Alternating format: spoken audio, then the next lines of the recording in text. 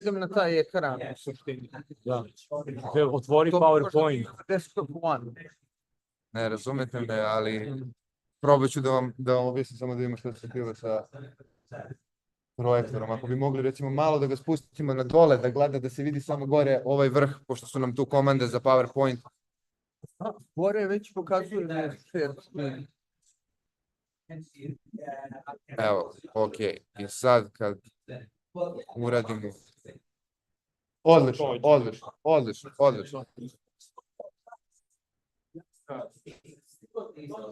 Sad se gubi donji deo.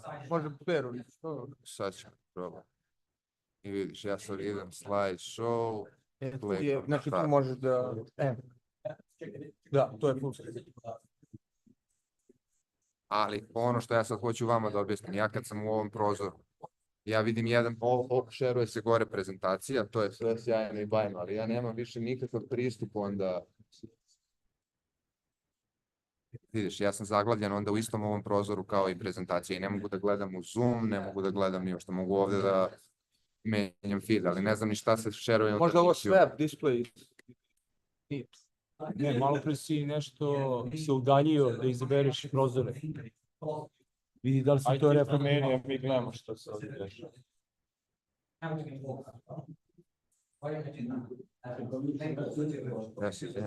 Halo? Ja sam, izvolite. Nisam kod kuće, ostavite u pošti, pokupit ću danas posle posla. Hvala. Swap display. Da, i onda se desi to nam ne treba.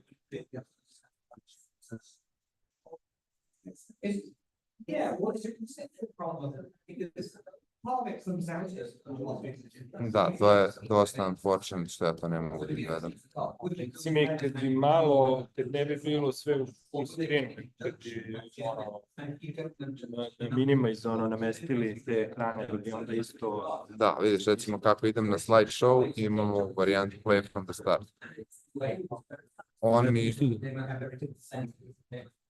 Samo mi je sad swopovo ekrane, ništa u principu. Ne veze, ili ti swopuj na ovo. Ja sad ne vidim gore ovu komandu za swap. Kapiraš? Ona mi je ovdje negdje, ja je ne vidim. To je nesrećan slučaj.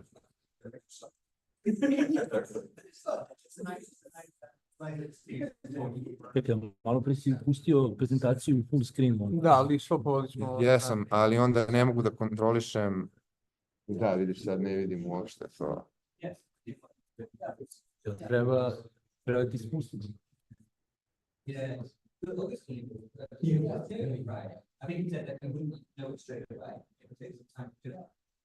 Jel ti odgovara da ga izvrčiš tako? Ništa nismo to uradili. Možda ima dole tu negde komandu za opet swap screen.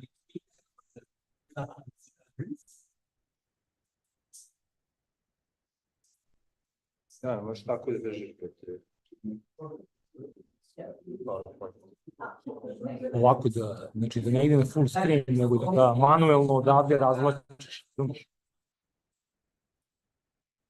Znači, to nam je najsrećnije opcija. A vidiš kako imamo ovo sa strane. Da vam pomerimo levo. Može, kako god misli, ajde god nije. Ali šta je po drugim prezentacijama? Neki prezentacijama će to da prija, a neki neće. Ne, uvijek će biti u istoj poziciji prezentacija, jer šta je fora, on sa strane daje ostale slajdove. Tako da to ne bi trebalo da bude problem. Sad da vidimo.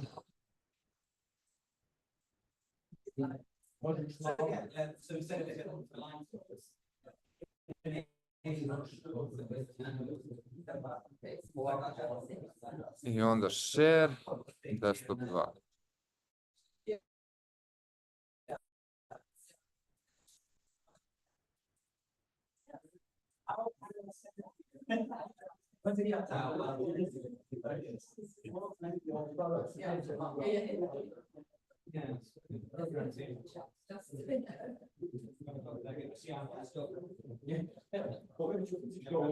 Ali imamo, vidiš, meni onda šeruje sljedeću varijantu.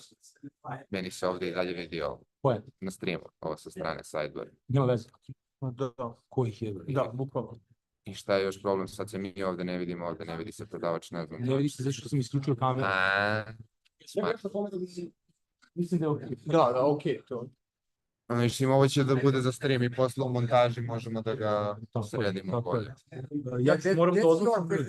We have to make it bigger, it's small, Yeah. because I myself can't read it. You So I are, will just make it. yeah, bigger. you're tomorrow, yeah. So I will Fix just- that to do tomorrow. We're just, we are using your presentation because we are testing. Yeah, technical yeah, that's setup. great, yeah. Just for testing purposes. Yeah, it's good for me to see. because Yeah. I will just make it bigger, Yeah, of course. and then give you again. Yeah, of course. Ja ću da odlučim ljude, pa moramo da krenemo. Yeah. Ili imamo neki toalet pre nego što počnemo da Tomorrow počnemo? we'll- Imam. I will just make it bigger. Molim? Yeah, of course. Good to know. Thank you. Welcome. Sad ih ostali ovako. Toalet je što ja. Evo, 5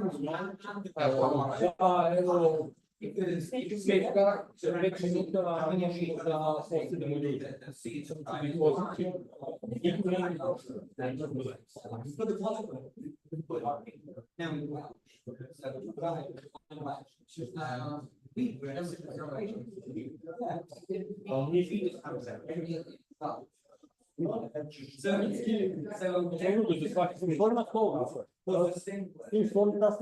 Mi radimo input za uključivanje i isključivanje ovih rada.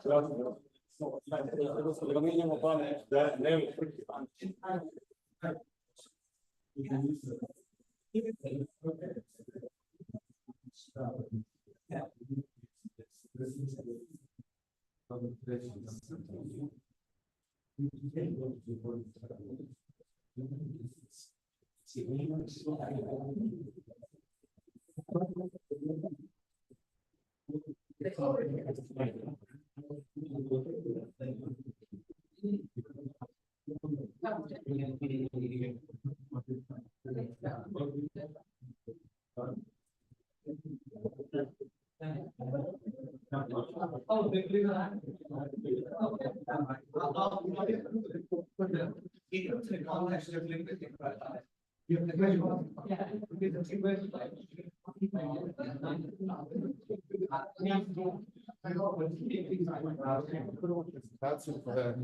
Prvi govornik nema PowerPoint.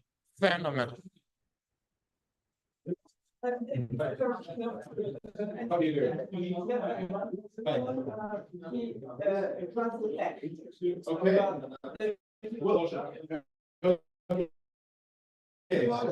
Hello. I don't, but I was wondering whether I could type with a Word file project. So if I type on a Word file. No, that's not a possibility because the machine is used for streaming as well, and for the sound, everything is running through the Okay, machine. I'll just speak then without anything. Yeah, if you don't have anything. No. Yeah. Yes, I understood it was the gentleman, but the problem is the machine is used for audio streaming, for video streaming, and for other presenters who will be joining from Zoom. So we cannot use this machine to type as well. We can only present pre-written material on the projector. I'll live, don't worry. I have one of these already. Yeah. Yeah, so. Is it being recorded? I just wanted to check that too. Yes, Good. Okay. pomoć. Kako da stopujem sad share ovog drugog? Aha, evo ga ovdje. Right.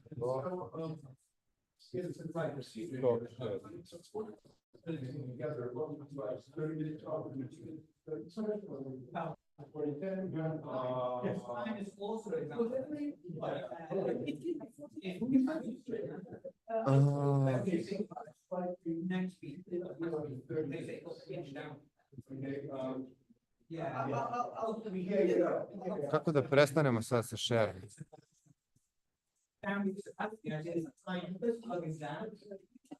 So the future that's happening. And the next one will be back.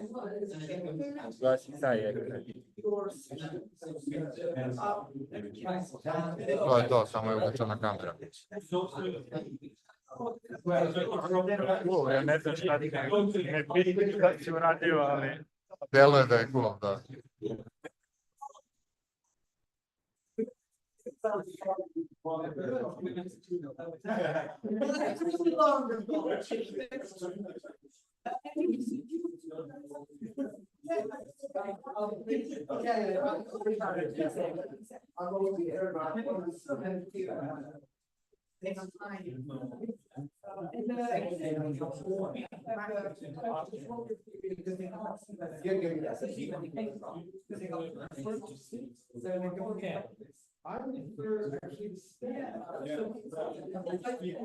Yeah, so we're gonna be saying.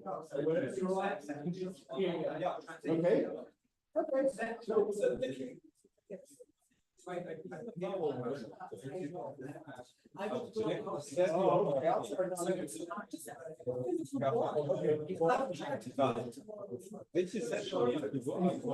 U sebi ću napredovati, ali ne mogu da gledam prezentaciju.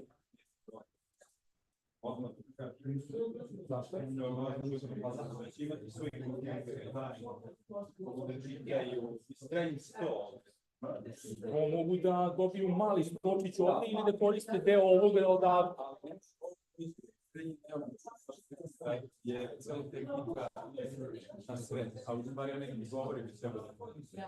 Tako je, da, mislim da ga isforsiramo ispred ovdje. I da on u stvari komunicirao lijevo sa strane stopa.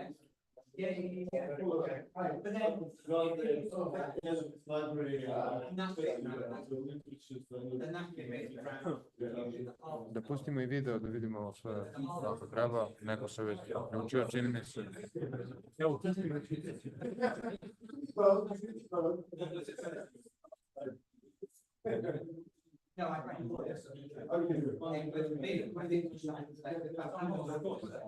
pustimo kameru, tu. Pomerite ovaj stol. Da, ja se to gledam. Jer da, čudno izgleda. Sad u ovom trenutku smo mogli da podletujemo ovo da se treba Sve je zalakljeno, to je mislim, vrlo je lako.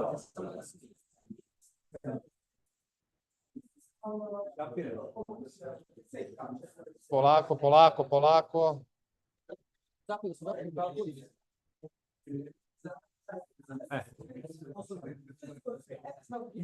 Razumem, jer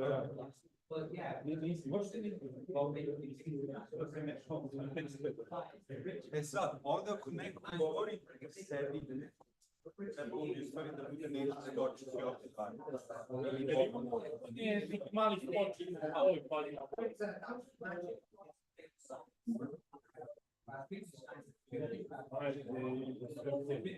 Da, sve. Sve cool. They are praying for salvation. That seems like a kind of just it seems like a because it's really good instant praying to say sounds like you're trying to change. Praying for it to rain. A rain dance. Yeah.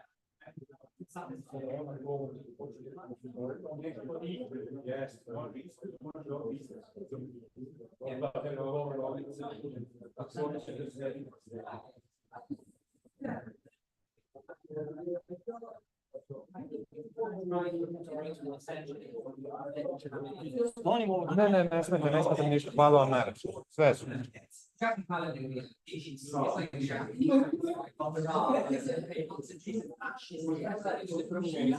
Ne, ništa, svakako najbitnije da nam proizvod bude na kraju fenomenalan, bez brige. Ovo je kada ovo u centru, kada tu sedi ovaj, a ovo ide. I propisi gdje došli sa i onda ja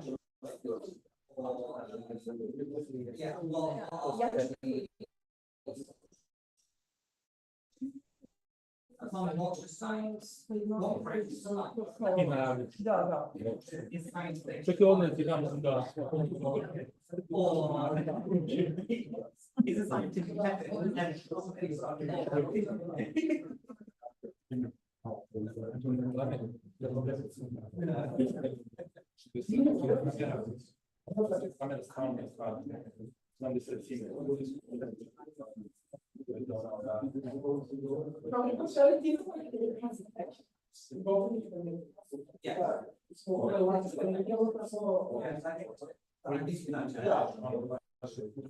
If science might have that scientific method series of actions, but they are not because that was what normal difference.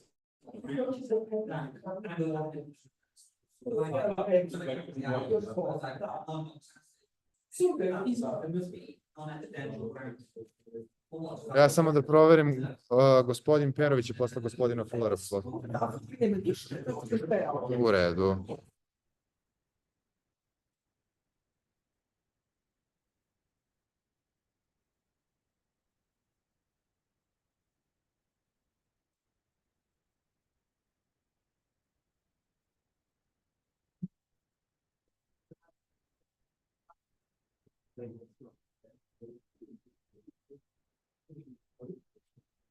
Eto, onda mogu da pogledavam kadar s vremena na vreme. Se ne vidi, znači samo na ovo sad kad povežem. Da, jasno. Nekog razlika. Very strange. Da probamo da vidimo možda vidimo tu će da bude blagonakloniji.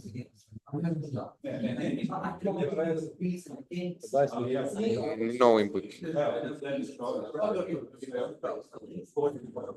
Šeta i može ovdje da se šeta. No input.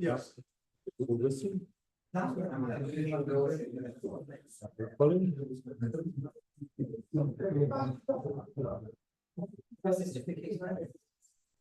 Koji ima dvobicu. Samo ih utiše. Evo je, imaš sad ovdje spod. Odlično.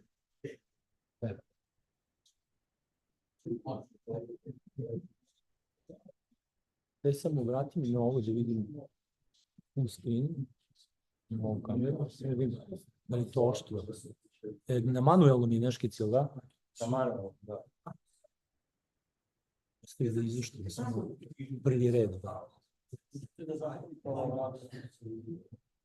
Sad to se ne vidi Na YouTube, ali čekaj, imamo ovu drugu. Stani ovdje. Samo kako ovdje sebe da povećam.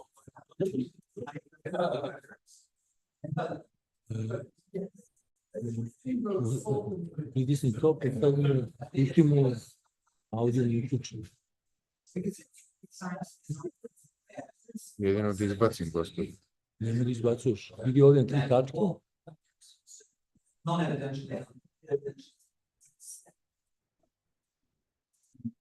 Dupli klik sam.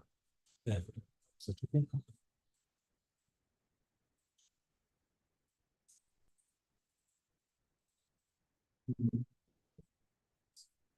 To je prilike to.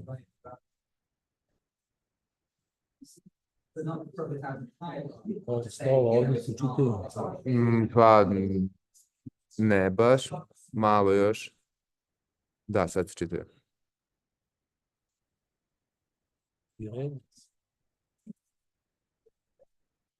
Samo ne upališ auto, bre. Zato što na auto se pojavi određen. Paklić. Mislim, probaj. Možda smo nešto.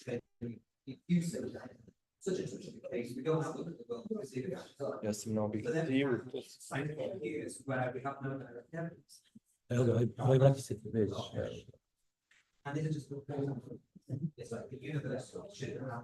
Ajmo ljudi da krenemo da radimo. Nešto ti se priča. Ajde sa ovom kamerom. I vidi tamo da li je to ok. Ovdje ima prezentaciju, tako da smo Bogom pogledali za ovih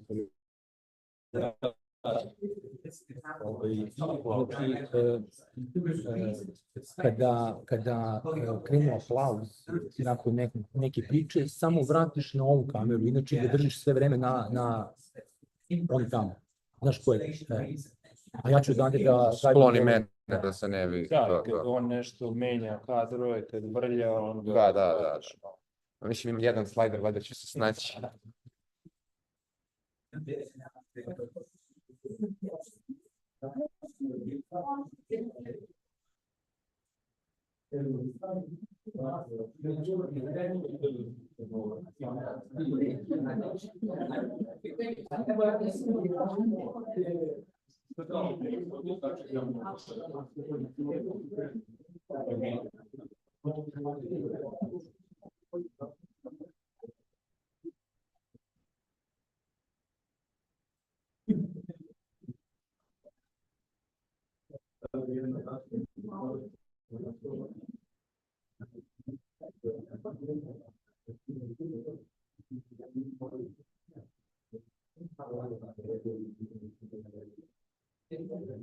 Ubio si. Ubio si kameru. Ja sam ubio zbog onu bateriju. Učinu da se stavamo ovdje. Na flight izgleda uđe sve.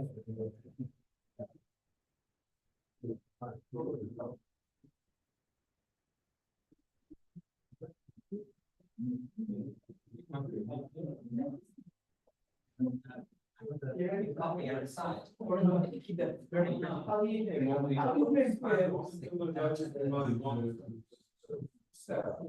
Yes.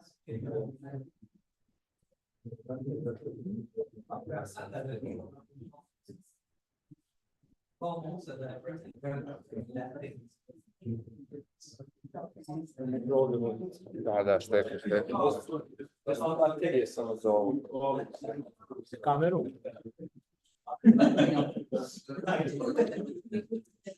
Još pa da promenimo od meni odmah.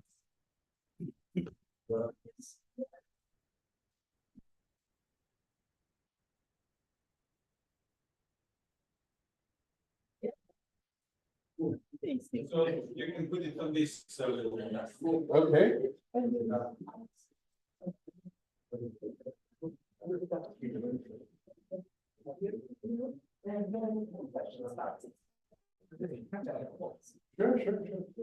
No problem. Yeah.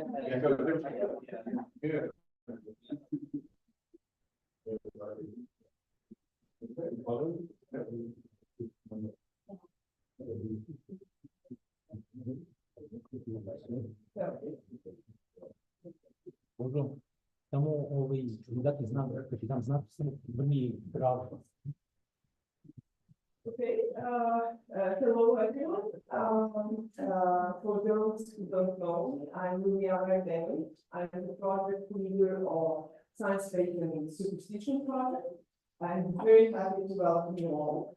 And I was thinking to tell you some funny story how the idea for this project originated.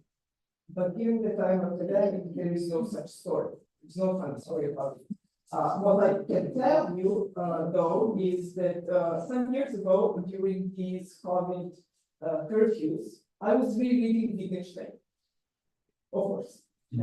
And I read one of his thoughts where he says that faith is trusting, while superstition is sort of like a pseudoscience, pseudo-technological stance through which humans try to arrange things for themselves here in this world by invoking some supernatural powers. And then I started thinking, well, true. And these people in the past thought about science, faith, and superstition in the same way.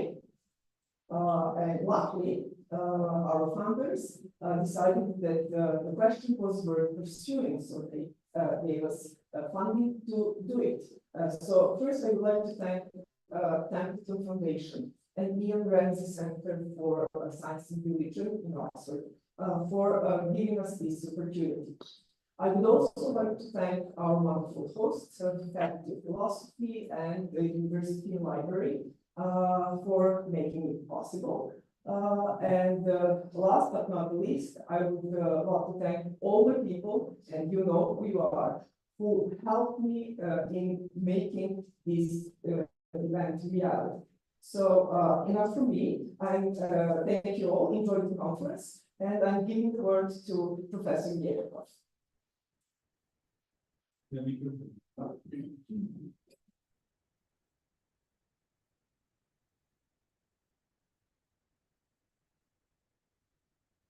Dear colleagues, esteemed participants, yes, and fellow organizers.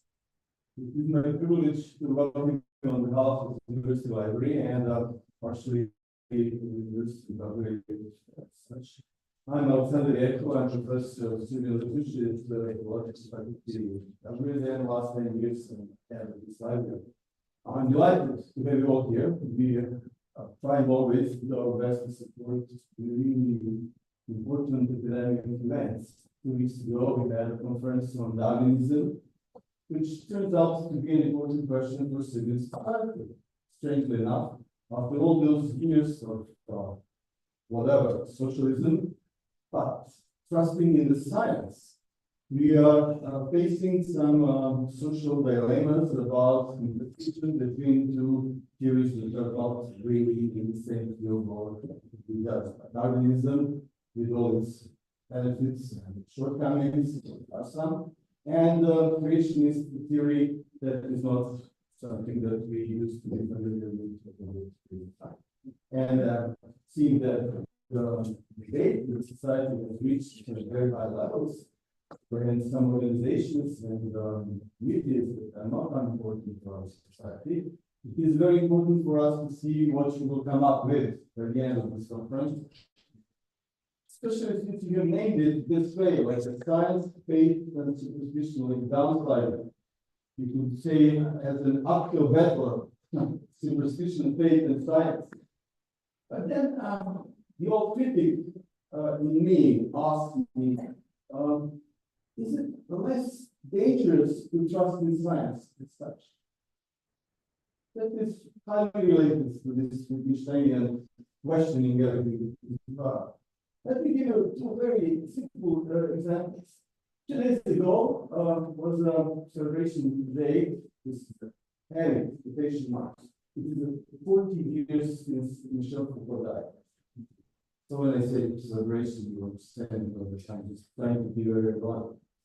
Like 40 years later, I have run into a list of distinguished professors and their results. And Michel Foucault was one of the 10 the most quoted authors in the United States of America and Western world. But he's referred to as a micro and associated, affiliated with MIT. So the scientific parameters for his achievement are not very culturally speaking, something that is very system. And of course, the other one is we now know for sure that Mr. Fauci, during the COVID crisis, which you mentioned, erased official correspondence concerning amount of money and relations between certain organizations in the United States of America and China. So the highest level of science can produce for all of us certain questions that we still need to address and to relate. So not to waste more of your time. I'm very happy to be over here, and I do believe that science is the only way through and to go to the 20th century. I know that we all have to face, the challenges of technology, the IT industry, and everything, and still that I have spent maybe 30, 55 years of my life criticizing the project modernity. I still think that the knowledge is the only tool that will bring us to some better future. I hope that we will enjoy these days, and I'll stay whenever I can with you. You will forgive me. I have only 2 working days before I go to Cyprus to another conference that I am attending myself, and I will have enough understanding of the situation director who's not very delighted to be there. So he needs to face and to be there. Lord, Jesus, and we'll all enjoy listening. It's a great introduction.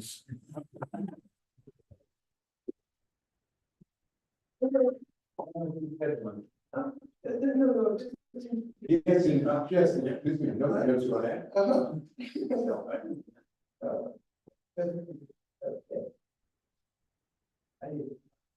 Okay, so, let me introduce Professor Steve Fuller. Professor Steve Fuller is Professor of Social Epistemology, working with people, published many books, 26, 27 books so far. He's also the founder of one of the major and very important journals, Social Epistemology. And I think that that's enough for the introduction. And today he's going to talk about defining agency and explanatory principle of science. Okay, well, thank you. I always find that I keep my remarks open-minded until I hear how the introductions go. I think it's really important how everything's set up. First thing I want to say is I'm going to speak for about 30 minutes, maybe a little longer, but the point is I want to leave some time for questions, okay? So keep that in mind. I want to leave some time for questions. The first thing I want to say with regard to the introduction, especially from the gentleman from the library, is that Anthony Fauci was the commencement speaker of my high school graduating class in New York City in 1977. Okay, I went to Regis High School, which is this prestigious Jesuit high school in New York. So the fact that I have a Jesuit background should cause you some concern already with regard to what I'm going to be saying. But the point is that Fauci by that time was already the chief medical examiner for the state of New York, and he was graduating, right, 20 years earlier. So that was interesting that you came in with that. But in a way, it sets me up well because I'm someone who is known primarily for work in history and philosophy of science, but nevertheless, I do have this kind of theological background. And theology, I have to say, was actually my best subject when I was in high school. And theology was the way in which we got into philosophy and a lot of other subjects, actually, that weren't formally taught in the curriculum. And so with this in mind, throughout my entire career, I guess I've never seen such a clear separation between science and religion. Okay, and so what becomes interesting then is how that division gets constructed, and especially from the standpoint of what we might call the censorship, self-censorship aspects of this. And so this is why I titled the talk the way I did, right, which is about the absence of divine agency as a positive explanatory principle in science. Right, not only from the people who don't believe in God, but also from the people who do believe in God. Right, so that's the thing, and it's not a new thing, right? The point is, this is something that in a way is very much part of the modern scientific mindset, if you want to think about it, as a kind of overarching ideology about how we think about what frame of mind we need to be in to do science. And of course, that comes back to the, you might say, the Charter of the Royal Society, right? And so the Royal Society is founded in 1660 in London. It is after a very bloody civil war in England, which was fought over religious differences, right? And those religious differences weren't just, as it were, what you might call purely faith issues, right? They were ones where, in a sense, a certain kind of conception of God implied a certain kind of way in which the material world worked, right? So the point is, right, and also this had downstream effects with regard to what one considers right and wrong about the world. Right, so there was a kind of coherence. So all these guys were in the Civil War, all these various Christians, right, basically have a kind of coherent worldview that goes from God to empirical phenomena. Right, and the problem is they couldn't sort out the differences, and so they're fighting. That's basically what was going on.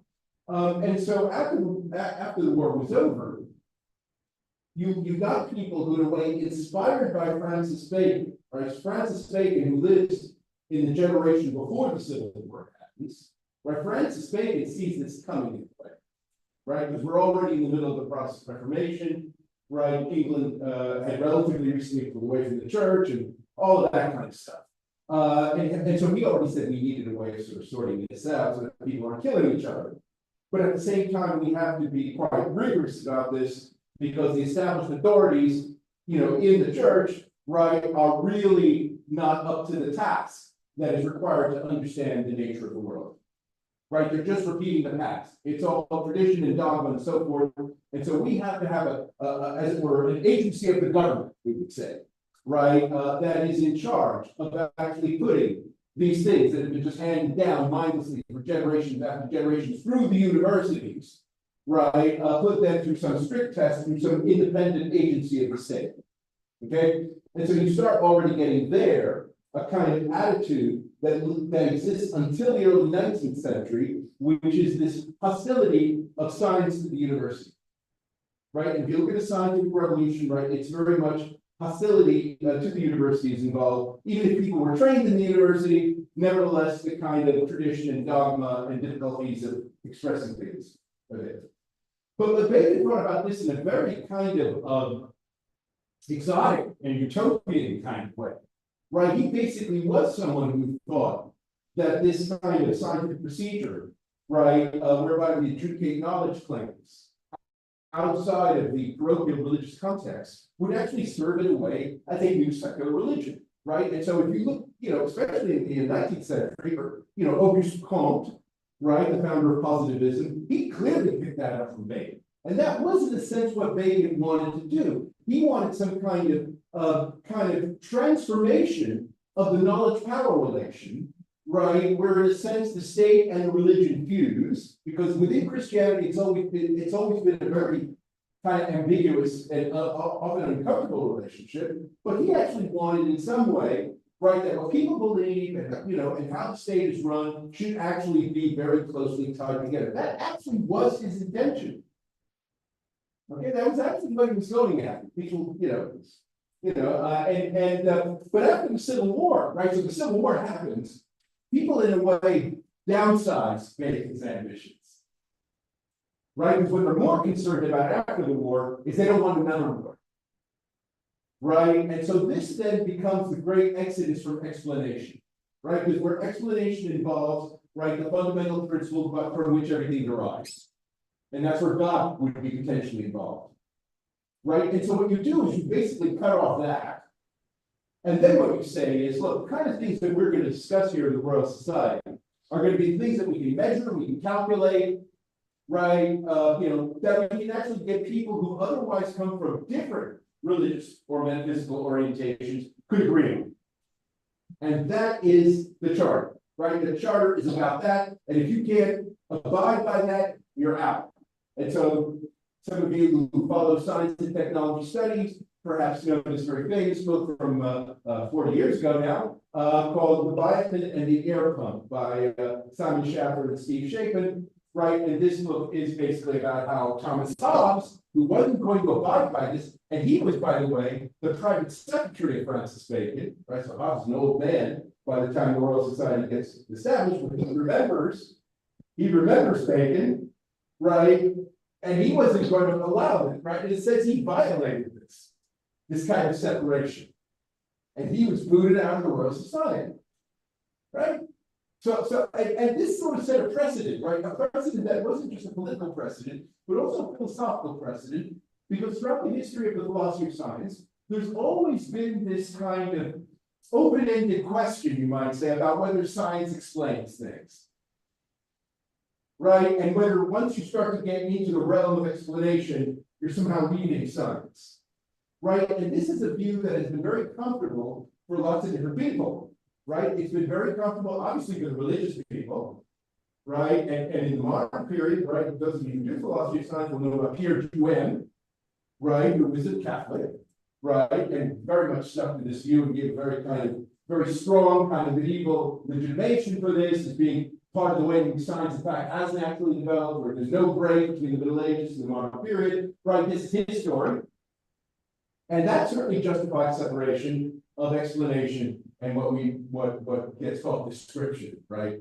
That which is what science is about. Right. But then there are other people as well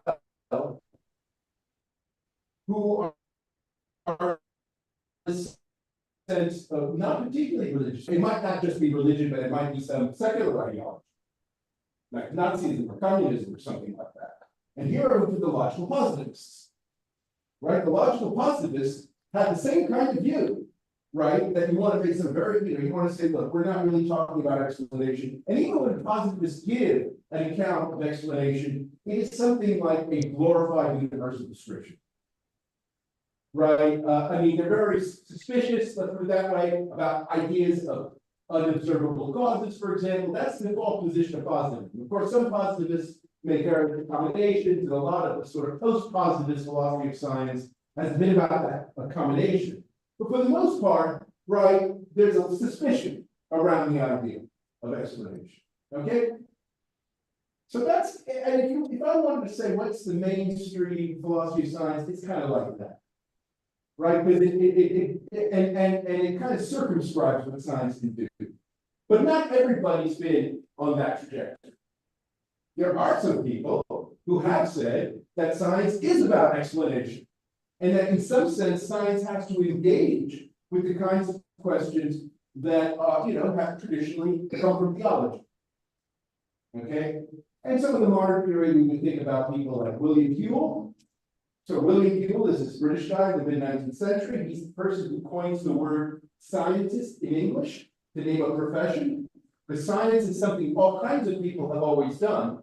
But the idea that you need to be professionally trained to be a scientist, right, that's something he invented. And it was also part of a general kind of move to establish the scientist as a kind of social role in society. So the British Association for the Advancement of Science, all these kinds of public-facing kind of organizations, right, are very much part of what you had in mind. And he said, well, look, science is going to explain. It's not going to explain by replacing religion, but in some sense answering religious questions.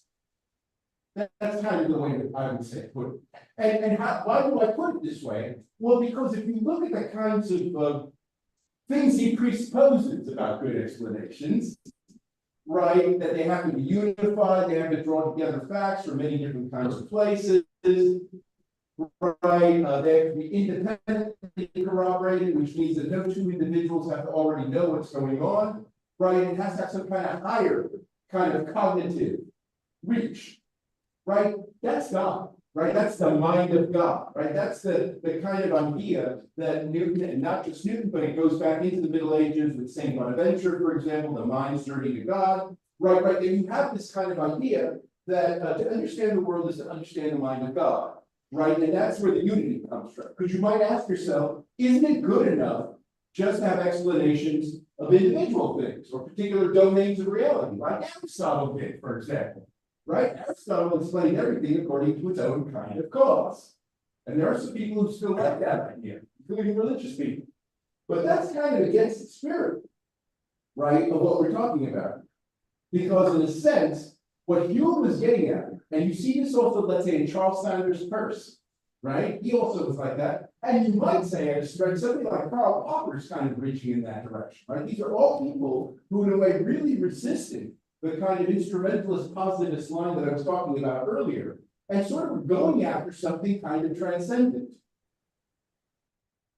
Okay, they didn't talk about God, well, actually, first talk about God. But the point is, they weren't kind of getting into the theological discussions directly, but the way they were configuring what is relevant for an explanation for science in science was theological in the sense of the broad metaphysical scope. Because there's no empirical reason why we need to think that there's some unified understanding of everything to be had unless you have a prior belief. And that prior belief may be, right, that we are created in the image and likeness of God, who did all this as a kind of neat, rational package, right? I mean, it says that's kind of the bottom line assumption of all this drive to explanation in the way that physicists, at least a lot of physicists, still pursue today, right? Without that assumption, there's no reason why you should think that things have to be explained in some kind of unified fashion, and that's somehow an ultimate goal of science. Because again, think Aristotle. Aristotle had causes for everything. And they were separate, and they were causes appropriate to domains, right, in which the phenomena existed. And the causes weren't that far away from the expression of the phenomenon in nature, right? So there weren't these great, deep, unobservable causes that were remote from our ordinary observation, they were relatively close to them. Right? A kind of earthbound way of looking at the world. That's Aristotle, okay? And the scientific revolution, to a large extent, was about overturning that. Now, unfortunately, I think the way this gets cast, right, is, we say during the scientific revolution, we get the rise of the mechanical worldview. That's not false, but could be misleading. And we get rid of final causes from nature. Yeah, we get rid of final causes from nature, but what happens is all those final causes that Aristotle had gets wrapped up into this kind of unified, what God has in mind. So everything becomes trying to figure out what God's thinking. That's the final cause. And everything else along the way, in terms of how nature expresses itself, are just means to that end. And in that sense, it's mechanistic, right? And so then you start asking questions about how do certain phenomena, why do they function the way they do? How do organisms function the way they do? Where you're not treating these things as ends in themselves, but rather as means for our understanding the larger planet.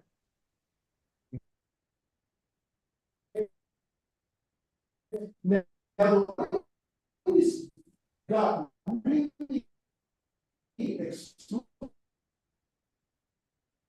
this point during this period, very controversial period, really profound, and that is the issue of, so this is an area, right? It's an area that in a way goes back to St. Augustine, of course, but in the early modern period, in light of stuff that's going on otherwise in the scientific revolution, you start to get a shift in theological argument, right? Where in a sense, the theologians are beginning to get rid of Aristotle themselves. And so then they're kind of reintroducing, they're reintroducing the issue of final cause, but they're doing that to figure out the mind of God. Right? And so this then leads to all kinds of interesting and very provocative arguments, right? Because obviously, right, from an empirical standpoint, again, this is the scientific revolution, the empirical starting point, it's always the starting point of the atheists as well, right? Why is there evil in the world? Right? If there is a God, why is there evil in the world, right?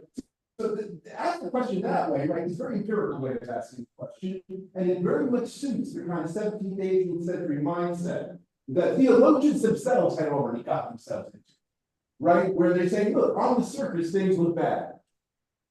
Not only at the moral level, but at the natural level. Catastrophes, natural catastrophes, all of a sudden get very momentous. Okay? And so you get some very interesting arguments about, why things are so bad. Well, they're bad because they're leads to a larger end. And this is the kind of position that gets ridiculed by Voltaire, right, in Candide with reference to Leibniz, right? Because Leibniz says we live in the best possible world because, right, that's the only world God can create.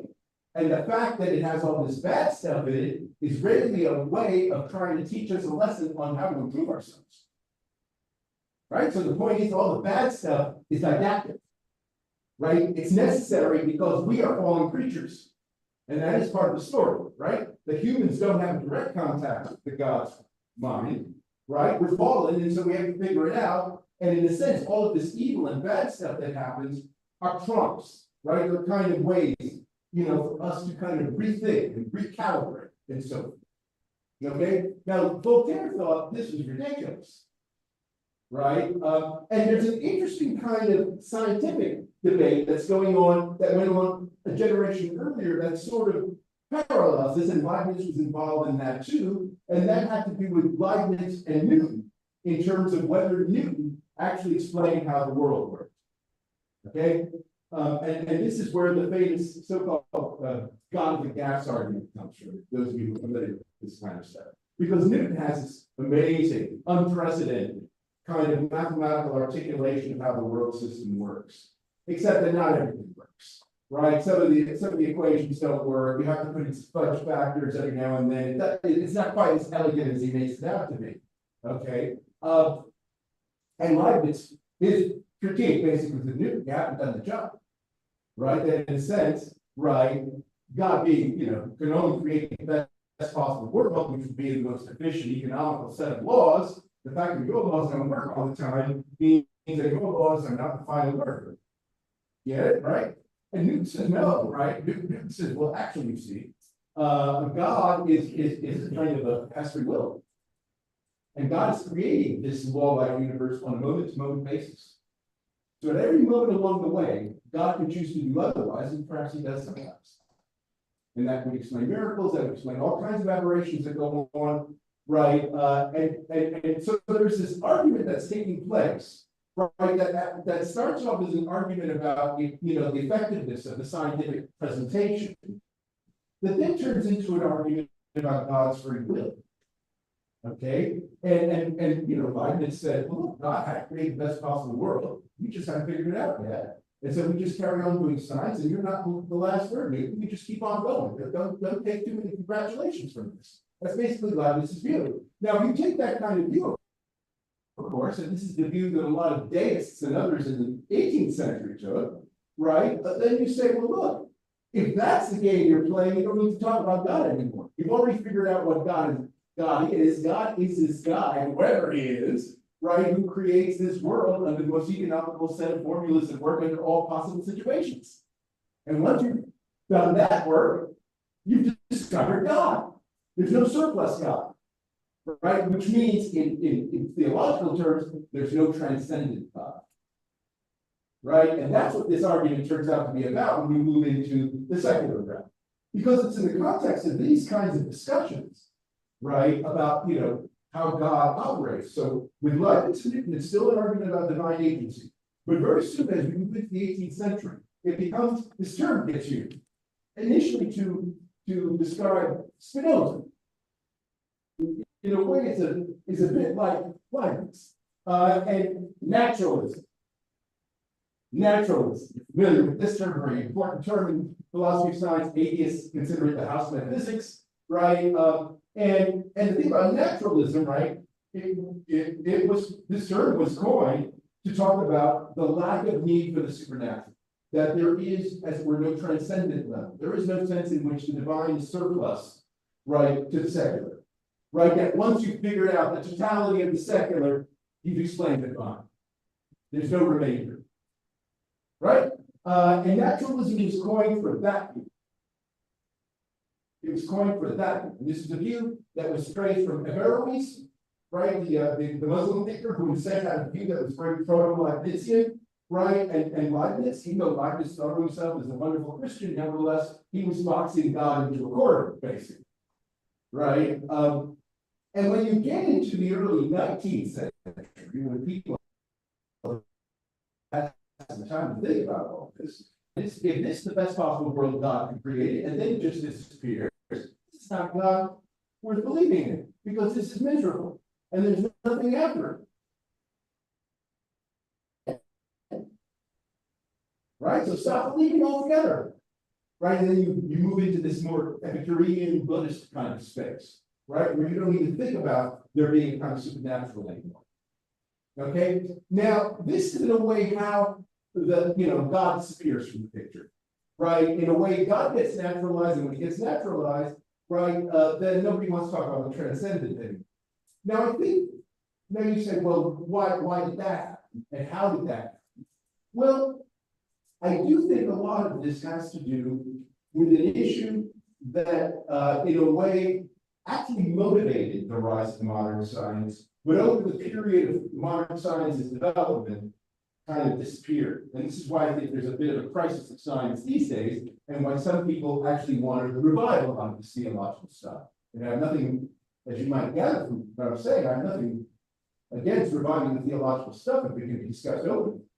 Right? But the point is, I think what happened in the early modern period, and if you want to look at Peter Harrison, right, that he's made his career kind of on this thesis, and I think it's a very profound thesis, namely the rediscovery, a kind of neo-Augustinian rediscovery of the role of original sin, period, right, which is part of, you might say, the background of Protestantism. Right, because the tendency in the Catholic Church, from the early period into the early modern period, was basically to downplay original sin, and that was probably for political reasons, given the role that the Catholic Church played placating people and keeping people in power and making sure everything was peaceful and so forth. And so that kind of doctrine is sort of diminished.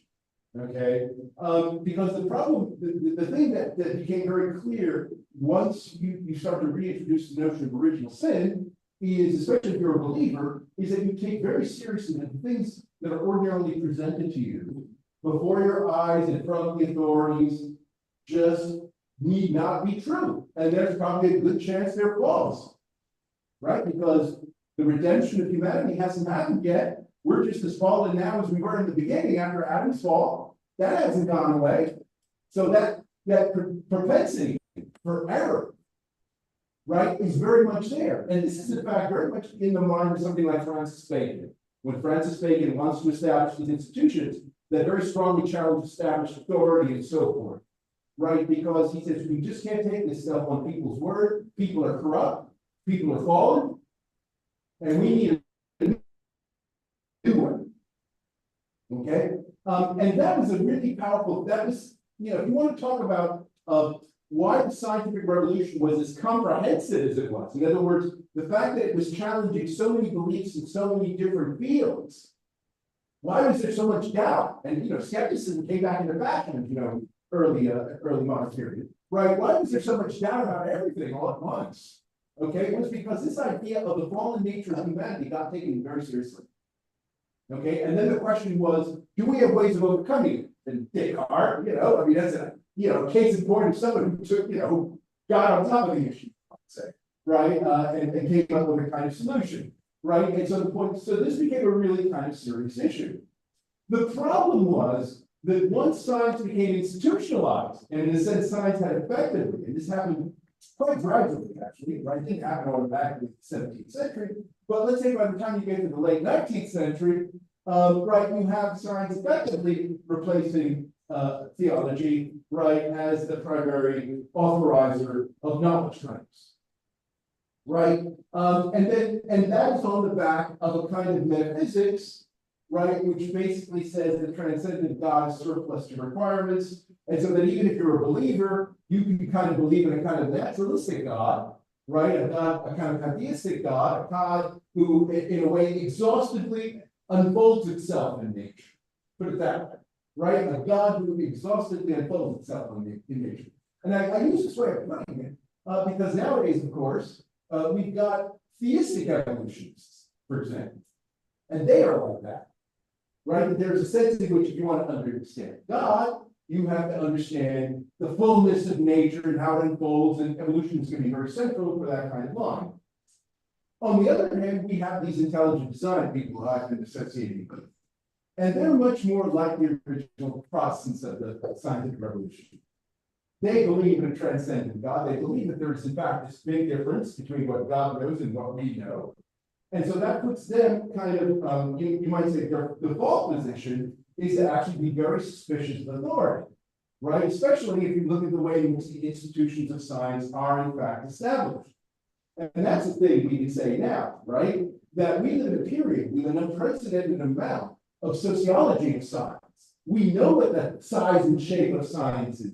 We know about how, money and talent get channeled to work in certain kinds of fields, but not others. We know that empirical phenomena about the nature of science on the ground has never been clearer, right? And at the same time, of course, we also know that people who do try to talk about God in scientific journals just don't have a look at it, right? And that is real problematic, not just for the established authorities, but it's also problematic for the people who do want to introduce ideas of divine agency.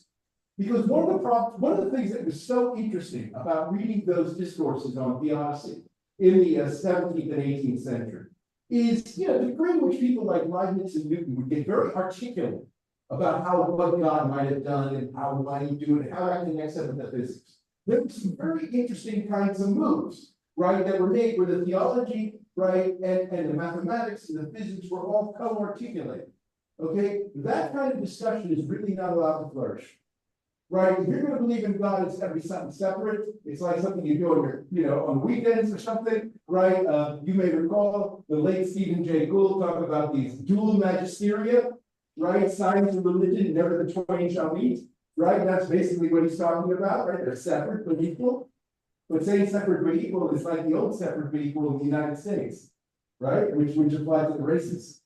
And I think we are suffering from this kind of problem now, right?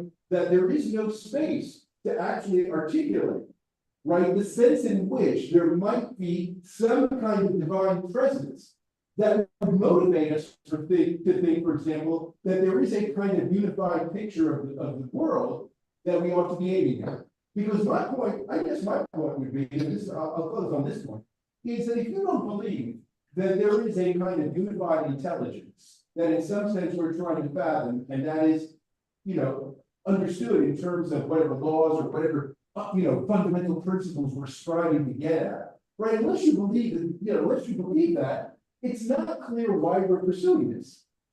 Because we can explain stuff at a much lower level, closer to phenomena, do what Aristotle was doing, and get along perfectly well for thousands of years. And that's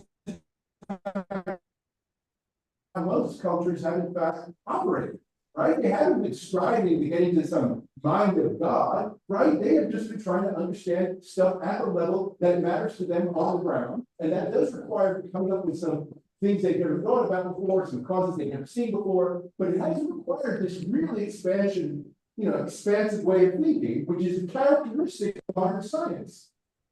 Okay, so that's the issue. I think if we don't bring the theological stuff back in, then this kind of expansionist vision of science no longer holds. This doesn't, at least it's not motivated. It's not very well motivated. And I'll stop there.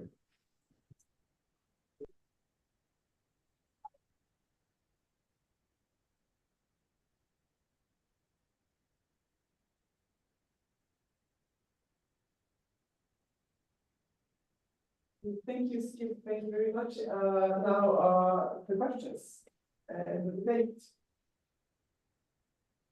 Okay, so first, share the microphone. Oh, yes.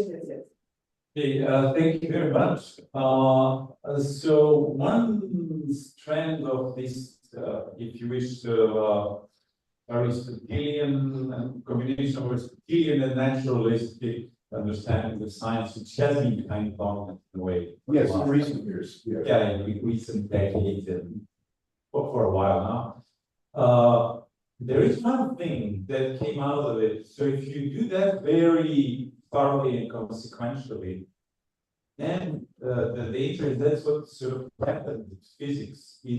That will throw you off and basically inevitably lead you to very kind of psychological questions. So, for example, not only the understanding that microphysical world is way more complex, counterintuitive, that we don't even have good ontology to understand that.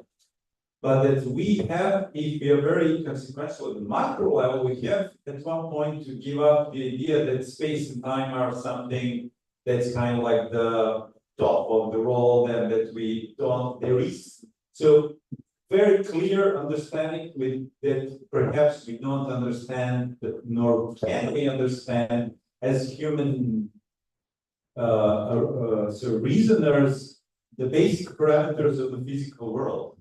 And then the question is, maybe there are other minds very unlike us that can actually do that, and we get only glimpses. Yeah. And then suddenly, the story about the world as a simulation and all that. So I think that's one of the lines that may be actually more and more dominant.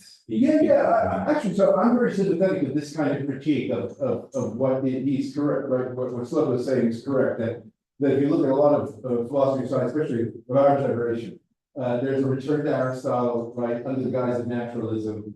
And it runs into these problems, right? Because if you follow that kind of route, you're never going to come with up with radically counterintuitive metaphysical insights. You certainly you wouldn't have gotten to them if you had this kind of metaphysics that people have nowadays, right? And in fact, so if you want to talk about the crazy quantum effects, you want to talk about the large stuff with regard to relativity, all of it in a way requires that you abstract from the physical human body. You can't use that as kind of a kind of intuitive marker for how to understand reality. Essentially, you have to be able to abstract. And see, when I say abstract, I want you with a theological frame of mind to think transcendent.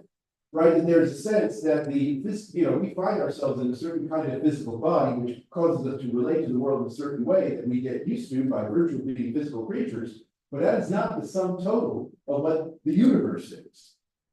Right? That is only the universe in which we inhabit as physical beings. But part of the brilliance, right, of science, and this starts with the revolutions in mathematics, right, is the capacity for people to think in a way that abstracts themselves from the body.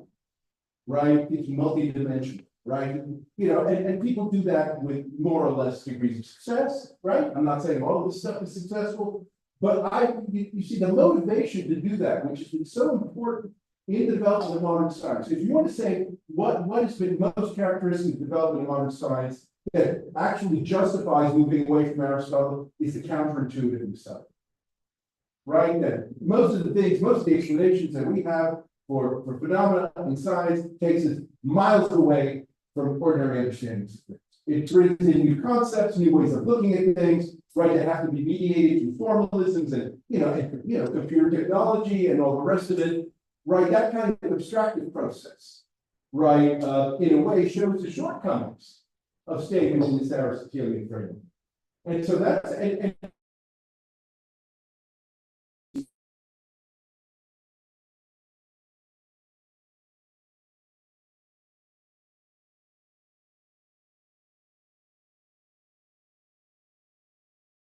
these days. I always notice it says these, right, more abstract fields, right? And in a sense, they're approaching the problem that way. You see, and so I do think there is something to this, right? Right, but the point is, I want to put a proviso in this, right? What you can't just do is to go back to the Bible or something in some spirit, say, well, all this empirical science is false, we're going back to the Bible. No, in some way you have to do what Newton did. Right, because as you know, Newton was someone whose largest, collection of books was on theological matters, and he wrote the most about it. Right, but nevertheless, he used that as an inspiration to do his mathematics, which had payoff even for people who did not share his religious beliefs. In fact, that's the great genius of it is that, right? Because that's stuff we only found out about later. Right? And so that's what's needed in the theological revival. We need that kind of articulation that somebody like Newton exemplified.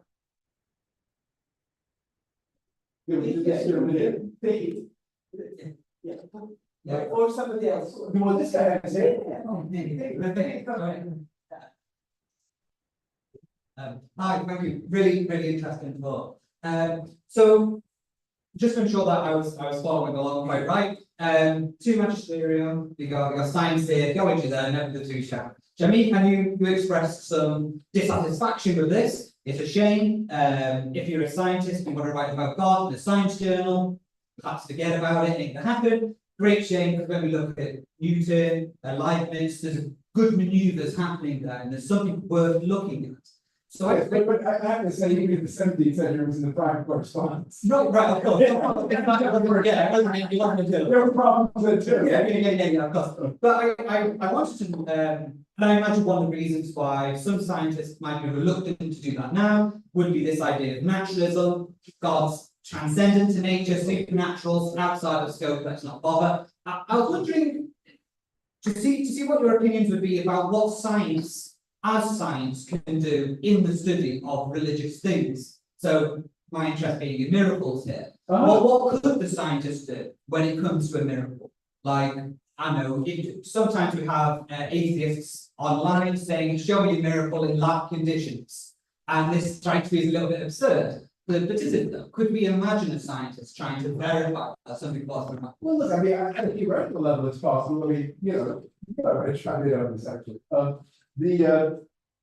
Depending on how, depending on what interpretations of probability theory and so forth, right? That one, in a sense, could expect miracles every now and then, right? I mean, there are ways of understanding the way in which nature operates under some kind of probabilistic framework, where they're calling it miracles, right? Because they don't actually have the probability theory that actually explains why the thing happened, right? But the thing can happen just as unpredictably, right? And be just as momentous.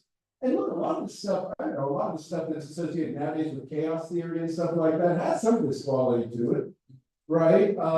And so, you know, what's lacking in these explanations of miracles is perhaps just the adequate mathematics, you know, within which you can understand. But that doesn't necessarily, you know, it's something that could still be a miracle, right? You know, I mean, I just think one would obviously have to move away from the suggestion that miracle by definition is unexplained. Right, which I think is what the atheists, you know, who attack miracles are trading on, right? And the problem is a lot of religious people fall back on it. Right, a lot of religious people say, okay, if it's a miracle, I can't explain it. You know, and they use God, you know, in a way as a pseudo explanation. If they're not going to tell you how God did it, right? If they could tell you how God did it, that would be an explanation. But if they just invoke God as a way of stopping the discussion, right? Then, you know, so this is where the atheists, rhetorically speaking, you know, makes sense, right? Right, in the sense that you actually have to come up with an explanation. And it can be one coming from God, but it has to do some explanatory work. And I always think mathematics is a good way to go on things like this. Can I just, yeah, so one, it's not related really to official miracles, but one big debate in science that really is kind of tangential to this worry is the question of fine-tuning of the universe. Why are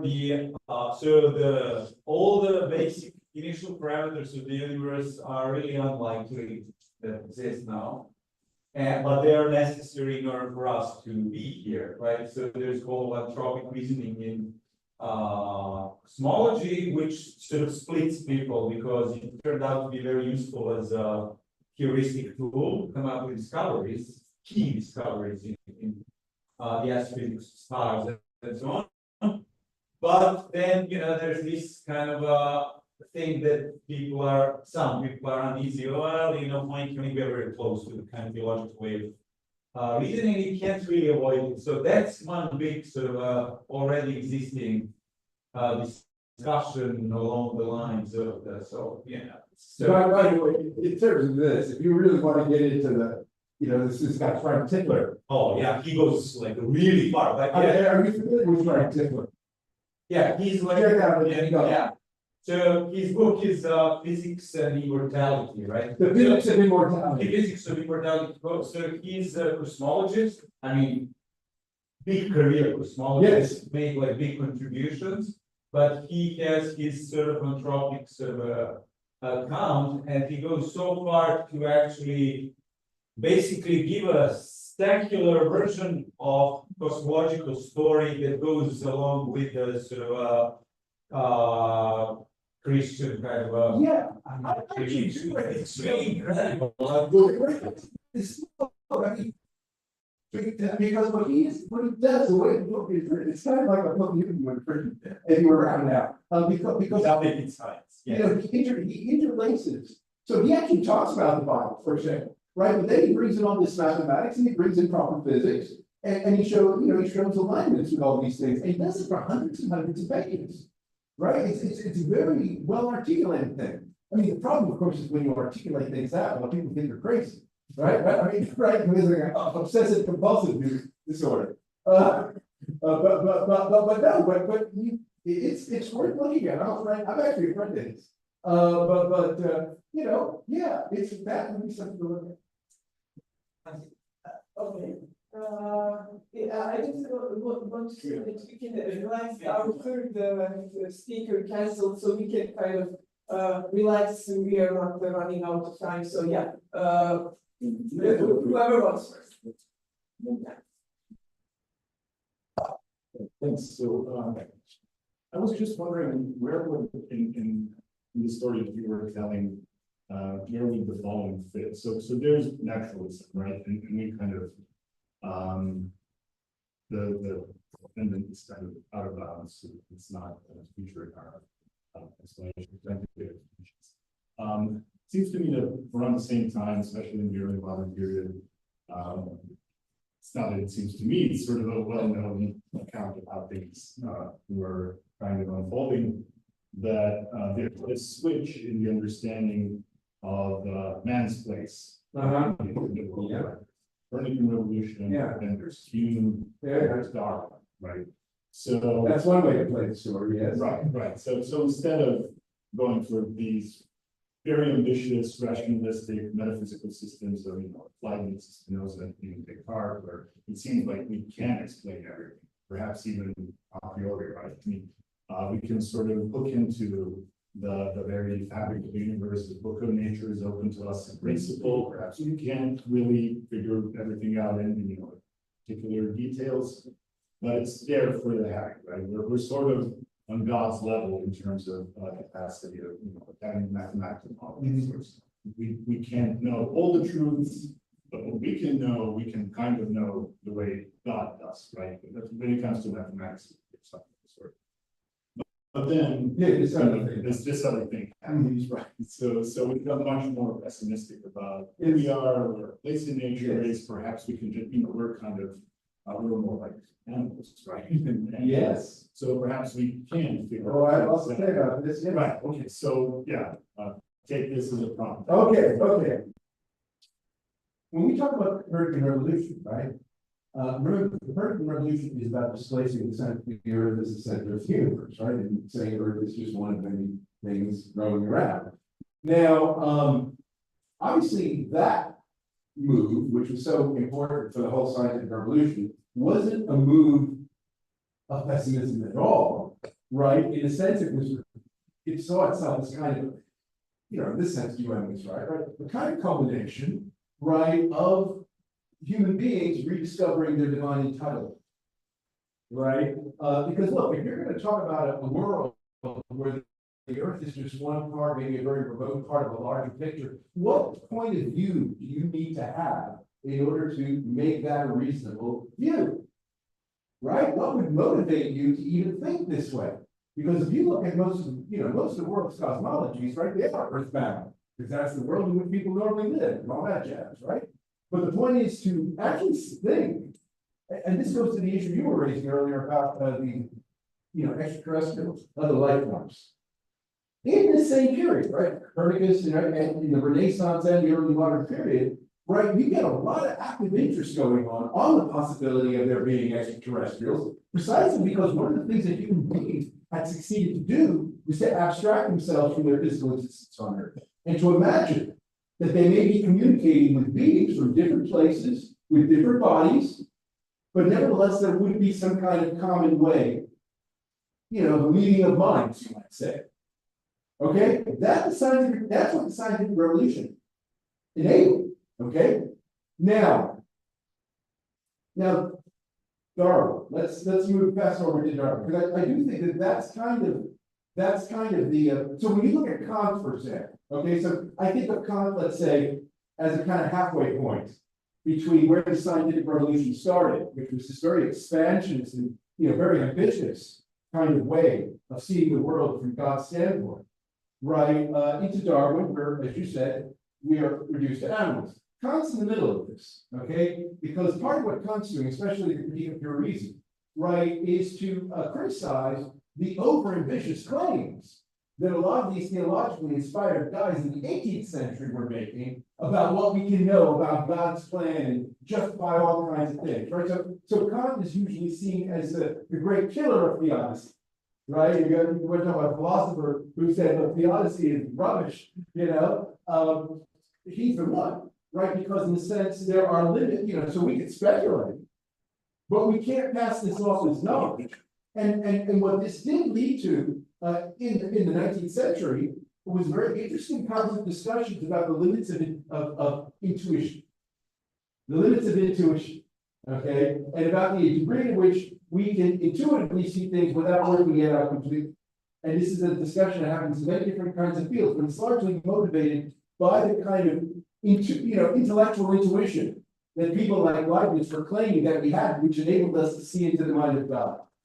Okay, and so Kant is, in a way, he's the halfway point. But Kant doesn't offer any kind of real theory about, we're just earthbound creatures and stuff like that. In fact, he kind of tends to see all this theological stuff as basically defining the limits of our thinking without going any further. But Darwin, of course, does. Now, one of the interesting things that happens when we get to Darwin, right, is Darwin has a really enormous cultural impact relatively soon after Origin of Species comes out. And it cannot be underestimated. Obviously, we're feeling the effects today, right? But one of the things that happened was you do get a kind of re-understanding of the history of philosophy, for example. And I say this because, Darwin's great public defender was Thomas Henry Huxley. You may have heard of him, Darwin's Bulldog. He's the guy who began the revival of David Hume. Right? He published a short book, because David Hume had been largely ignored, actually. After he died, he wasn't ignored, but he was thought to be a historian, right? Because Hume wrote all these historical works about England, right? But he wasn't seen as a philosopher. And Thomas Henry Huxley actually wrote a book casting Hume as a naturalistic philosopher, as a precursor of Darwin. And it came out in a popular series of books in the 1870s. Okay, and so then you start to get the story built, right? People like Bertrand Russell and others, right, kind of build on this, and then you end up getting this kind of story that you were articulating. But this was something that, in a way, began right in the late 19th century as a revival of Hume, because Hume was the empiricist. Because if you think about all those empiricists, Locke and Berkeley, they're not necessarily safe travelers with Darwin, right? They're a little too theological, both of them. Okay, Hume is okay, because he's not theological. And so, if you want to talk about, I need philosophers who can back my empirical methods, and you look at who the empiricists are, Hume's really the only one that you can pick up on. And that, in fact, had an enormous amount of influence, right? So, final thing I would say about Huxley, which was relevant to the point, is that before Huxley died, he gave this very famous speech called Evolution in Ethics, which officially was a response to Herbert Spencer. But what he said, this is the 1890s, he was saying that the big problem facing the 20th century was going to be motivating science once people take seriously Darwin's view of humans. Because the whole divine entitlement thing has gone out the window, and that was in fact driving everything from the early modern period onward and made so much progress. And Huxley was a big believer in progress and imperialism, all that kind of stuff, right? But now with Darwin, everything gets scaled down, right? Why are people going to continue doing science at the scale and the kind of, ambition that the people in the previous 2 centuries have been doing? So, and I think we're faced with that question, right? That is the question that we face. I think we have time for one more question, and Professor Jacob, please. I'm very much afraid that this one is not to be so short. Well, thank you first for a very elaborate and knowledgeable presentation and speech. I enjoyed it immensely, especially since you have deconstructed this opposition between the split science and faith, and your final suggestion that we should relate this theological questions is quite beginning.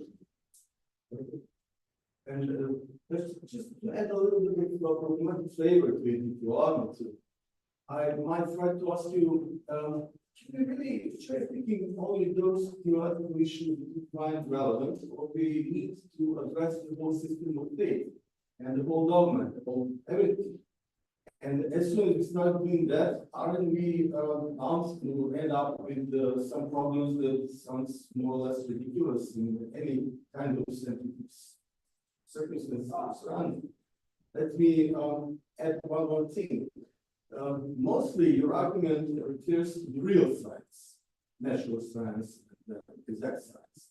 But for us who are not really that much scientific, like I spent all my life doing something that's called science, but it's not really science in this terms. Studying literature that is more theological, on the theological side than on the scientific side. So we do relate to those questions all the time. Yet, what happens if we say that we should then ask ourselves, what about all religious procedures and practices? Can we only address questions that are relevant for us and not related to those procedures and practices that we still find all around the world? And my second question that might be a little bit shorter is, what about cultural history? Because we're so well educated and established in this field. If we look on the whole scope of religions, and we try to ask theological questions from some religions that are not very related to the development of the science. Let's start with the ancient Greeks and end up with any sort of polytheism or whatever. Are we then getting closer to superstition that you're slightly omitted from your talk? That's superstitious. I'm not gonna end up with very well. Well, that's a, The other one, like when we see that the science debate might end up in outgiving of superstition, that we believe that either one of them will help us get through it. And then if you turn that upside down, then you will see that the superstition might construct a completely different path because it relies on our faith that we will somehow solve our problems. yeah, okay. Well, there's a lot going on there. Yeah, I'm not going to pretend to address all of it. But I guess the first thing I would say, and in a way this relates to this discussion we had about Frank Titler earlier.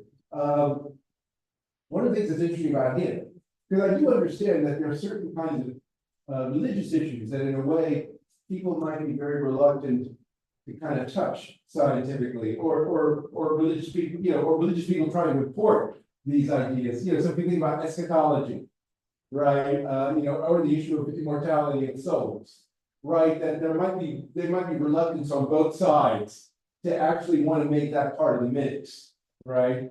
My view is that there's actually nothing wrong with that. To be honest with you, I think issues about immortality and eschatology are just because they arise from theological context, they tend to be cast in this specific, depending on what religion you're talking about, tend to be cast in a specific way, depending on the scriptures that you're using. Nevertheless, I do think that is something that can be discussed within a scientific framework and that scientific people ought to have an interest in.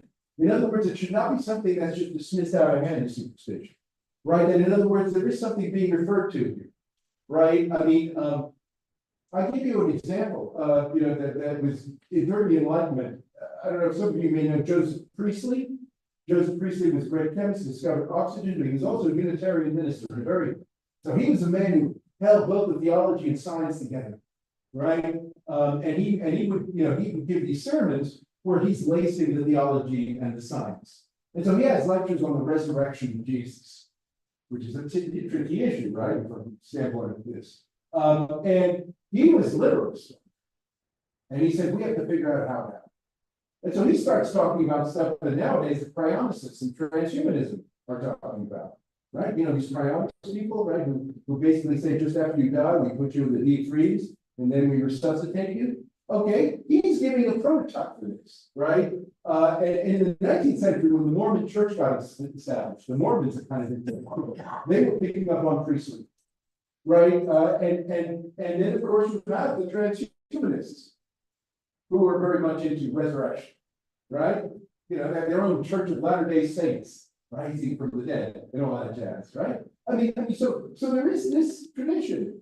Right, there is that kind of stuff, and I would encourage that. Let's put it that way. I would encourage this kind of line of thinking, and of course, obviously, see, one of the problems with something like, cryonics and the resurrection and so forth, is that if you don't have a lot of different sorts of people looking at it, it can very easily get mystified, right? Which means that people hold views based on insufficient evidence, either views for or views against, and everything gets shrouded in mystery. And nothing can ever get resolved. And you see, that is one of the things that I really think would, so it's not about the topics, right? I think everything's fair game, right? But you have to open it up, and I'm happy to, let's say, have a theologian in there talking to a cryonicist and saying, look, that ain't resurrection, right? Say, why isn't this resurrection? Then he says resurrection is something else or something different. And then the burden is on the theologian to say, well, what's the difference? Tell us what the difference is. And then we'll see what we can do. That is really what I'm talking about. In other words, I really do see theology as a kind of you might say, alternative scientific program, and science is kind of alternative theology. Right? That's kind of where I'm coming from on this. So I'll just leave it there.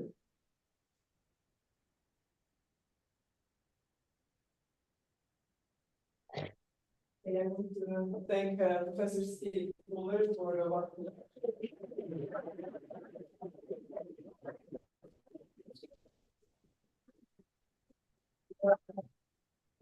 motivated, and we will move on right away.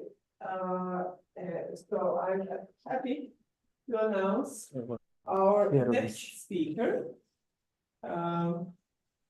So should I wait until the machines work? Yes, give us a second, please. Okay. We'll be with you shortly. Okay.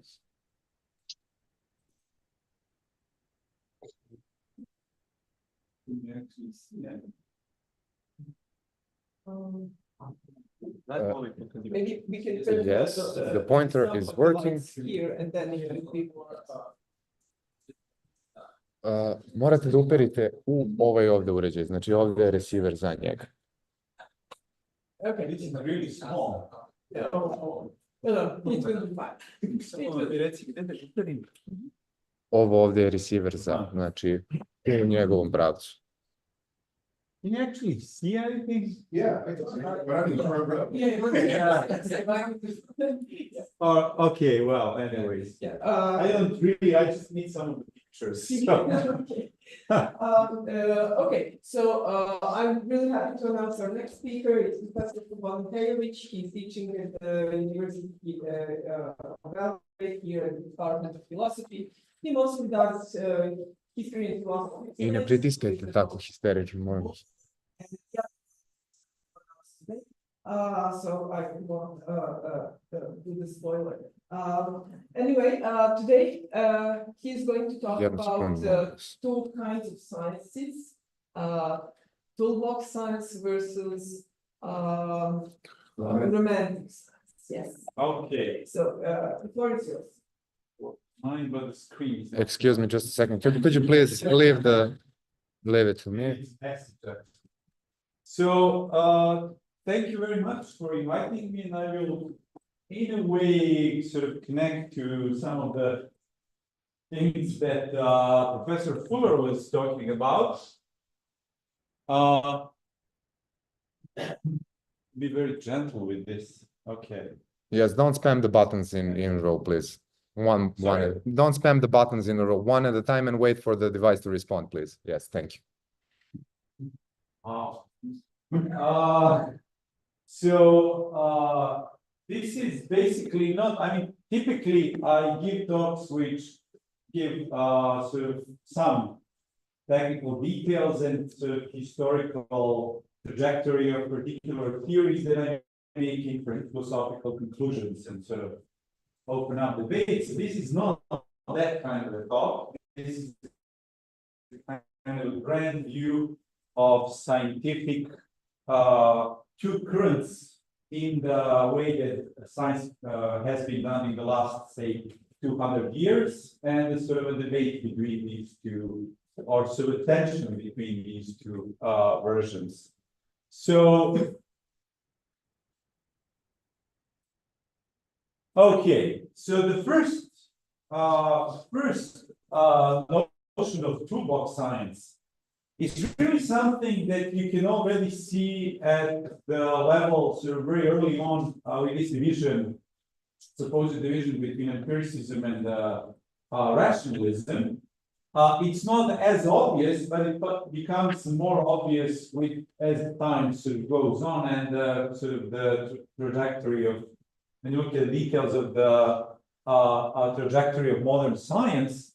So there are things which both empiricists and rationalists would actually take for granted, and it slowly turned into something that becomes kind of a generic view of science that I would say dominates nowadays, both in the public, among scientists, and among philosophers of science.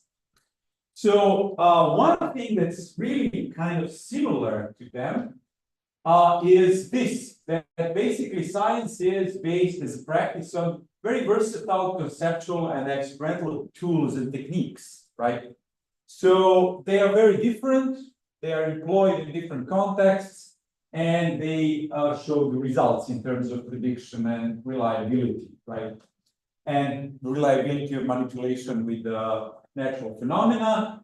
And you have, and this is really the main point that I want to stress here, the conceptual tools are always provisional. So these are provisional ontologies. They're really diverse, they vary. So for example, and empiricists and rationalists will understand them differently, but nevertheless, they will be provisional. So they're kind of, as in like current speak of philosophy of science, they're provisional models of how things look like, right? The entities, interactions, basic posits of the phenomena that we are studying, and they're replaceable. And really, the phenomena will, when you start interacting with them, with the experiments, will kind of show you the way which of these ontologies is correct, right? Whether, it's the waves, whether it's the particles, whether it's, something in between. For empiricists, they will insist that these are idealizations, such as ideal gas, for example. We never really, these are just sort of conceptual prompts to better manipulate phenomena, and they're obviously provisional, but they're also provisional for many rationalists to start with, because they believe, like Leibniz, for example, in this a posteriori essentialism, that you will, through the process, discover the essential ontology of the phenomena. It's not preordained, it's not a priori, it's replaceable and provisional. This goes for formal tools too. You can develop your entire science as axiomatics, actually. And that's what many social sciences did in the 20th century. Don't even need to do experiments. You kind of court the phenomenon through more and more distinct and detailed simulations or models. This goes from the very beginning for experimentation. You experiment with the phenomena, and you use very different tools, and they're kind of context dependent always. And then finally, the very recent sort of phenomenon in science, modeling and computer simulations that combine all this, right? So the practice of science really went more and more in the direction of epistemic utility. This is how you measure the success of science. The epistemic utility, whether you know something with respect to the phenomenon that you can reliably manipulate and predict. That's what's praised about science these days. Philosophically, there was a cost to this, because these more stronger versions of rationalism were ditched, basically. Nobody will claim that he can find any feature of the universe or physical world a priori from their chair and say this is for sure the kind of ontological. Very few people will claim this. So the a priori insights are sort of sidelined, even if they are in there. Okay. So if you want exemplary scientists of this sort, it's mainly people like Sadiq Carnot or James Watt or Maxwell. Those people who are working actually didn't really care that much about the ontological model, what's really behind the phenomena, as long as it had a payoff in terms of the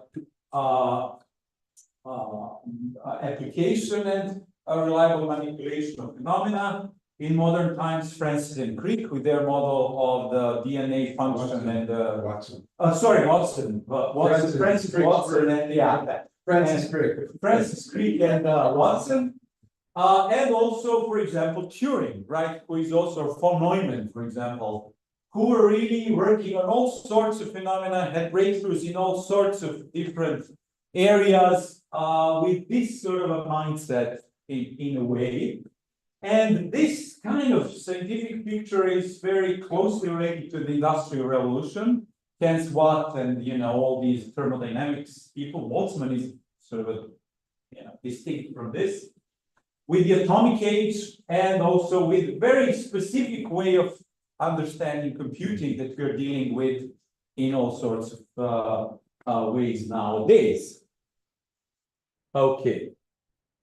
But there is a very different understanding of science going on in the end of the 18th and beginning of the 19th century.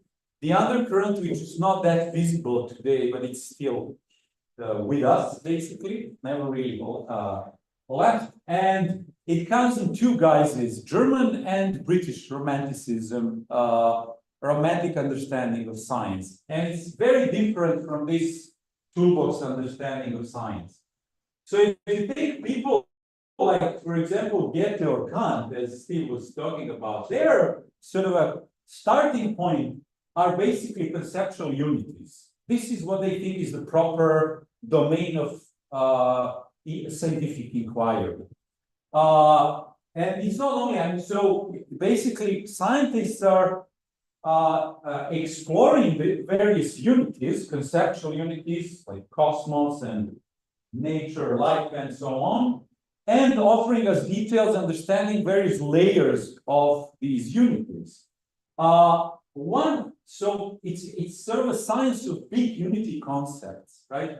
Like nature, cosmos, life, and humanity. So you start scientific inquiry from these unities as platforms, basically try to understand the details of them. And they can't even imagine science without this sort of a starting point. Prime example of German Romanticism and the outcome is Alexander von Humboldt, who was basically the most important scientist of the 19th century in the 19th century. Now, we don't think that. Darwin is way more important for us, it seems. But if you ask people in the 19th century, without any doubt, this is the guy. This is Stephen Hawking of the 19th century. His way of doing science was very particular and very romantic in this sense. He was basically reading Kant and understanding that his mission is to understand, basically, he didn't call it, but that way, but biosphere. He circumnavigated the globe to understand the layers of this, climatic layers, different pressure, air pressure, different heights, all sorts of the stratification of living of life. And he wrote the book. I mean, this is his view of the Chimborazo that was thought to be the highest peak at the time, that he actually climbed, and he described these little letters are actually different layers of it, and to sort of understand the entire these ecological niche. And he wrote the book Cosmos, where he tried to put it all together. Went to the University of Berlin, that was set up by his brother Wilhelm von Humboldt, basically the first modern research university. Also, in terms of life, Goethe and Haeckel have this view as well. And then there are British, you can't see anything here. Anyways, I'll tell you what's written in there. They're British romantics, differently articulating a very similar program. So what you see here is the big glacier in Mont Blanc, the Sea of Ice.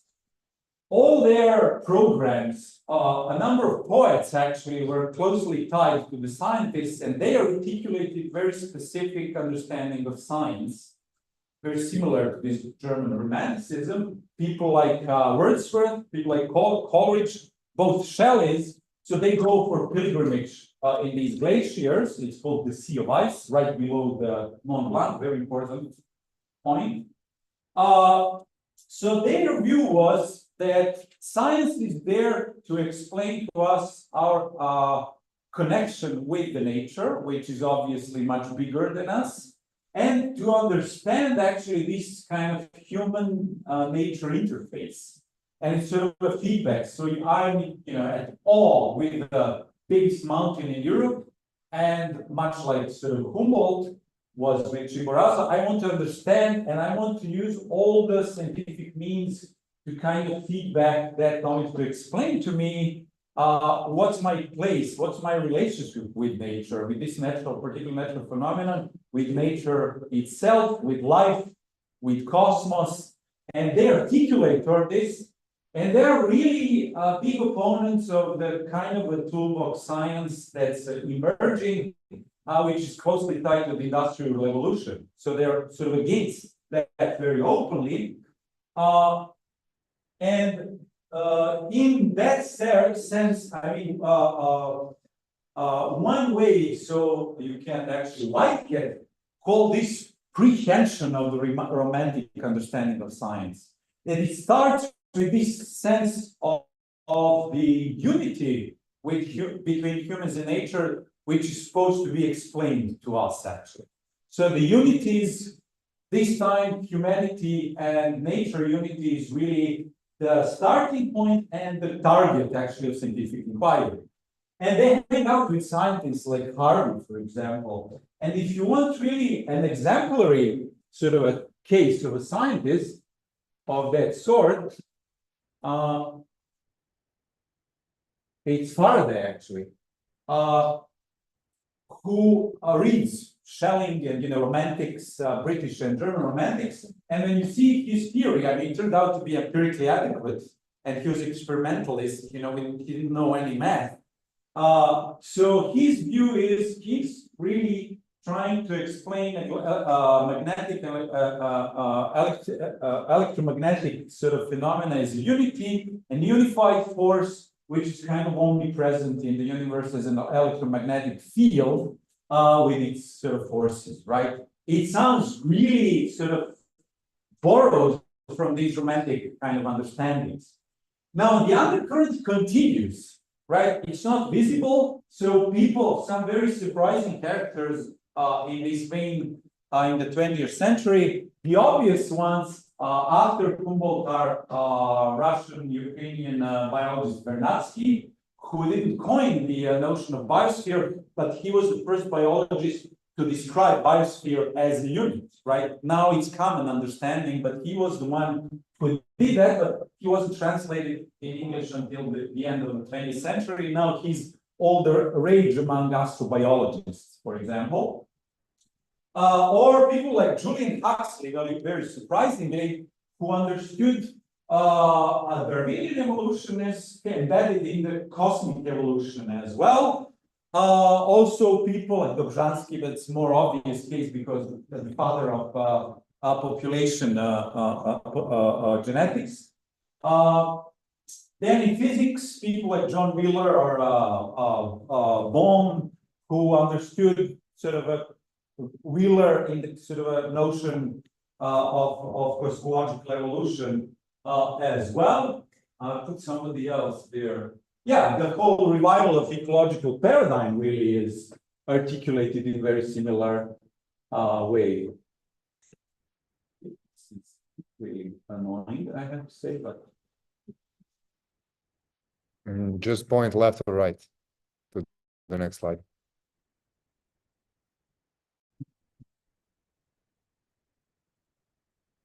okay. I mean, we should be careful, really, because there's a kind of continuity between the toolbox and the romantic understanding of science. If you look at particular characters, they're going to be closer to the romantic or closer to the toolbox science sort of way of understanding science. Like, for example, Humboldt or Julian Huxley. Julian Huxley was actually father of modern synthesis and sort of the role of genetics that plays today. And this also goes for particular scientific fields. So you should take all this with a grain of salt. However, this doesn't really mean that there isn't a split between the two. There is actually institutionally, intellectually, philosophically, and so on. There's clear difference between the two. There is this foundational understanding of understanding wholes, like nature, cosmos, humanity, and so on in romantics, that they will not give up, right? That's their platform. They don't exist without. The inquiry of nature doesn't exist without that. There's none of that actually in the toolbox understanding. Also, interestingly, it's very local and parochial, right? Why do you pick particular phenomena in wholes as something that defines your scientific inquiry? Whereas the toolbox science is very international, right? And that's why it kind of won, because you have a toolbox that you can take around, and solve, the world problems the way that, you see fit, or, your sort of political base sees fit. And it's very easy, we all know, to poke the romantic, deflate romantic balloon, because you can say, well, The toolbox science is the one which is going to tell you whether these unities you dream about exist or not. You know, like for example, in cosmology, there was no, it seems, causal connection between these parts, sort of different parts of the universe because of the inflation. So, you know, there's no, I mean, in terms of life, it's very kind of accidental anyway, it's contingent. So, you know, it's very easy to do that kind of move and deflate their big expectations. So if you look at the sort of a heroic phase, Watson and Crick here discovering the function and the structure of the DNA. They are the typical toolbox scientists doing it. They do the physical actually modeling here with the experimental results that they stole from Rosalind Franklin's lab. And the ontological part is really, really tenuous and very practical. They're not wedded to it. They're kind of doing the reduction of the inherited characteristics to the molecular characteristics. But very quickly with Jacques and Monod, it was realized that actually there's a relative feedback. So your ontological tool is completely different. It's kind of like a holistic understanding of the molecular process. Nobody really complains much about it because that's just a dispensable tool like everything else. So really biology is reliable kind of a toolbox for manipulations without any clear foundational commitments. And then you could say, well, you know, the toolbox science seems to have won, right, for all practical purposes. However, if you look at the very early critique, the 19th century critique of precisely this way of doing science, which you can find in Mary Shelley's Dr. Frankenstein, the character of Dr. Frankenstein. He actually, at that sea of ice glacier, there's big, so this is the monster that you can see, and this is Dr. Frankenstein at that point, actually, right at the big glacier. The monster gives a speech to Frankenstein, precisely describing how science shouldn't be done. And he provides these reasons. So, yes, you're very successfully, you know, tinkering with the phenomena. And occasionally you find these reliable ways, but you create monsters, right? You don't know what you're creating. Your ontology is very provisional. You don't know what you actually created. You don't understand it at all, right? So you basically abdicated from scientific values of humanity, of understanding nature as a whole. And this is why you created the monster that, you know, you successfully manipulated, but you created. This is a very interesting speech that is given there. And this is bound to happen with the toolbox science. Actually, accidentally, here you can see that at that glacier, the same glacier, it's actually the very same spot where this episode takes place. So this fence here is where the glacier was in 2010. All the way down the stairs here is where it's now, 150 meters below. So, you know, the result of all these, you know, scientific endeavors of toolbox science, like James Watt and, you know, burning of coal and the industrial revolution, you do get these consequences, really. And you are doing that because you don't know how the whole world works, right? You have no idea, and you didn't take into account things that Vernadsky and James Lovelock of Gaia were actually talking about. So you were just roaming around in the dark and created a monster. That's the early critique of the toolbox science by Mary Shelley. Now, so what's clear is that there are these inherent values, the big concept values inherent to the romantic science, actually, as humanity and understanding every phenomenon as kind of a host, and then understanding the layers and the details that they so it's actually one way of poking the balloon of the toolbox science by the romantic people. Why? because they're gonna tell them, look, the values, any values are external to your toolbox science, and that's a problem for you. The only thing you can offer us is sort of talk about the technological offshoots. Oh, you know, our toolbox tinkering created laser or, you know, computer and so on. But really, these are just sort of very kind of external moments to your science. If you want to do the value theory properly, you have to use your toolbox. But if you do that, what happens? You're just doing the applied science like with every other phenomenon, and then you may not like actually the outcome of this, right? It's very clear these days, this is what's going on. And in general, philosophers of science are confused, right? Because suddenly it's very legitimate to try to do the genetic analysis in racial terms.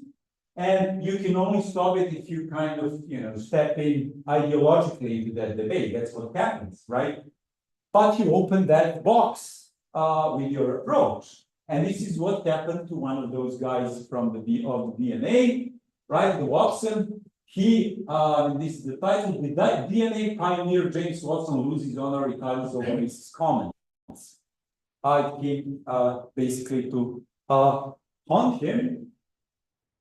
And sort of Mary Shelley's critique, you know, she would say, well, you know, this is very, very predictable what's going to happen.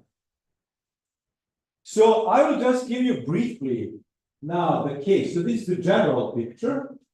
A quick overview regarding modern contemporary cosmology, how this plays.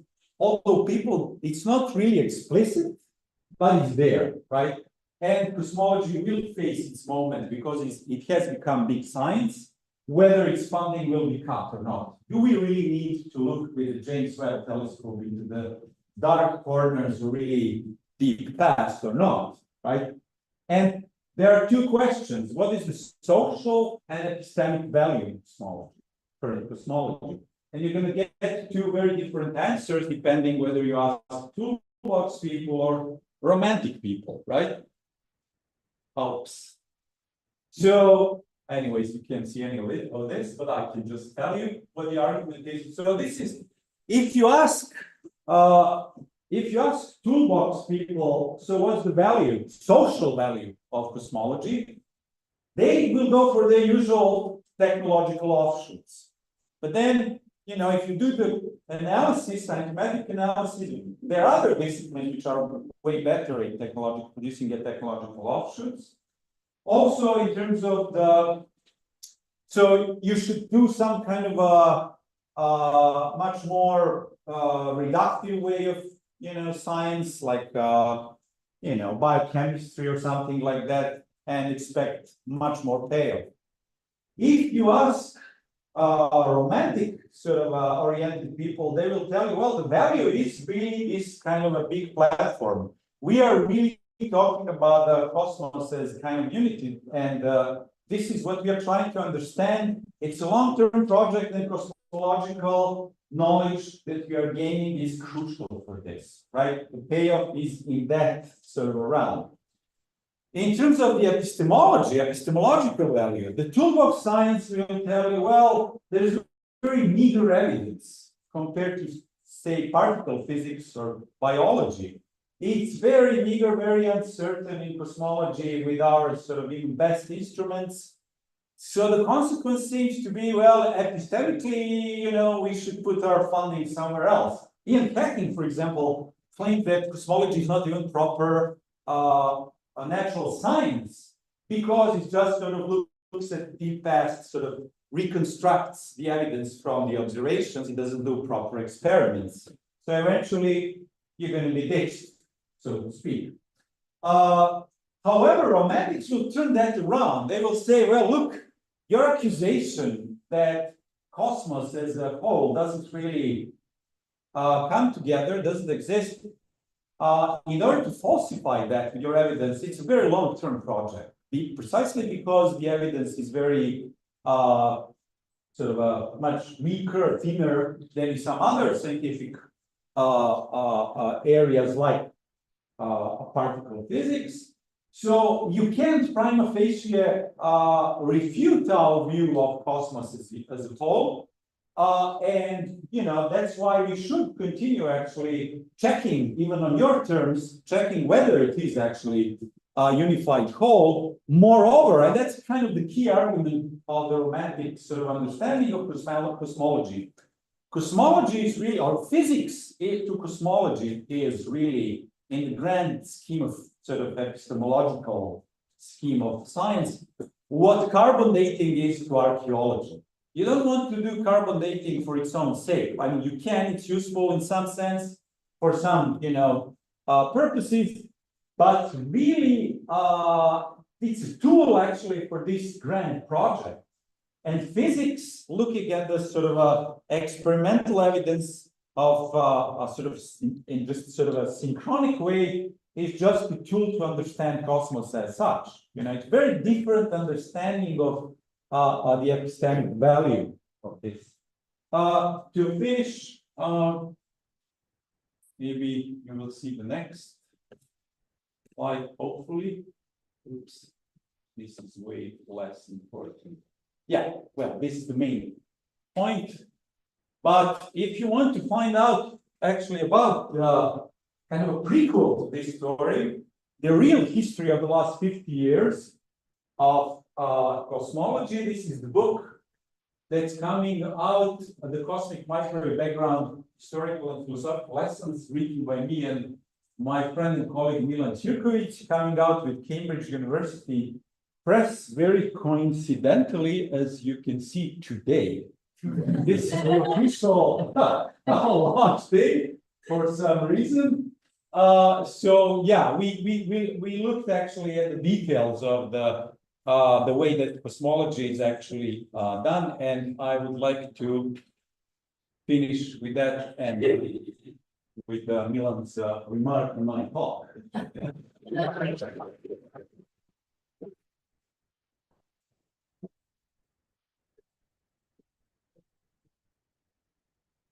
Would you like to take the questions yourself, or Why not? Okay, there are any. so the 5 minutes and then we go for. So anyway.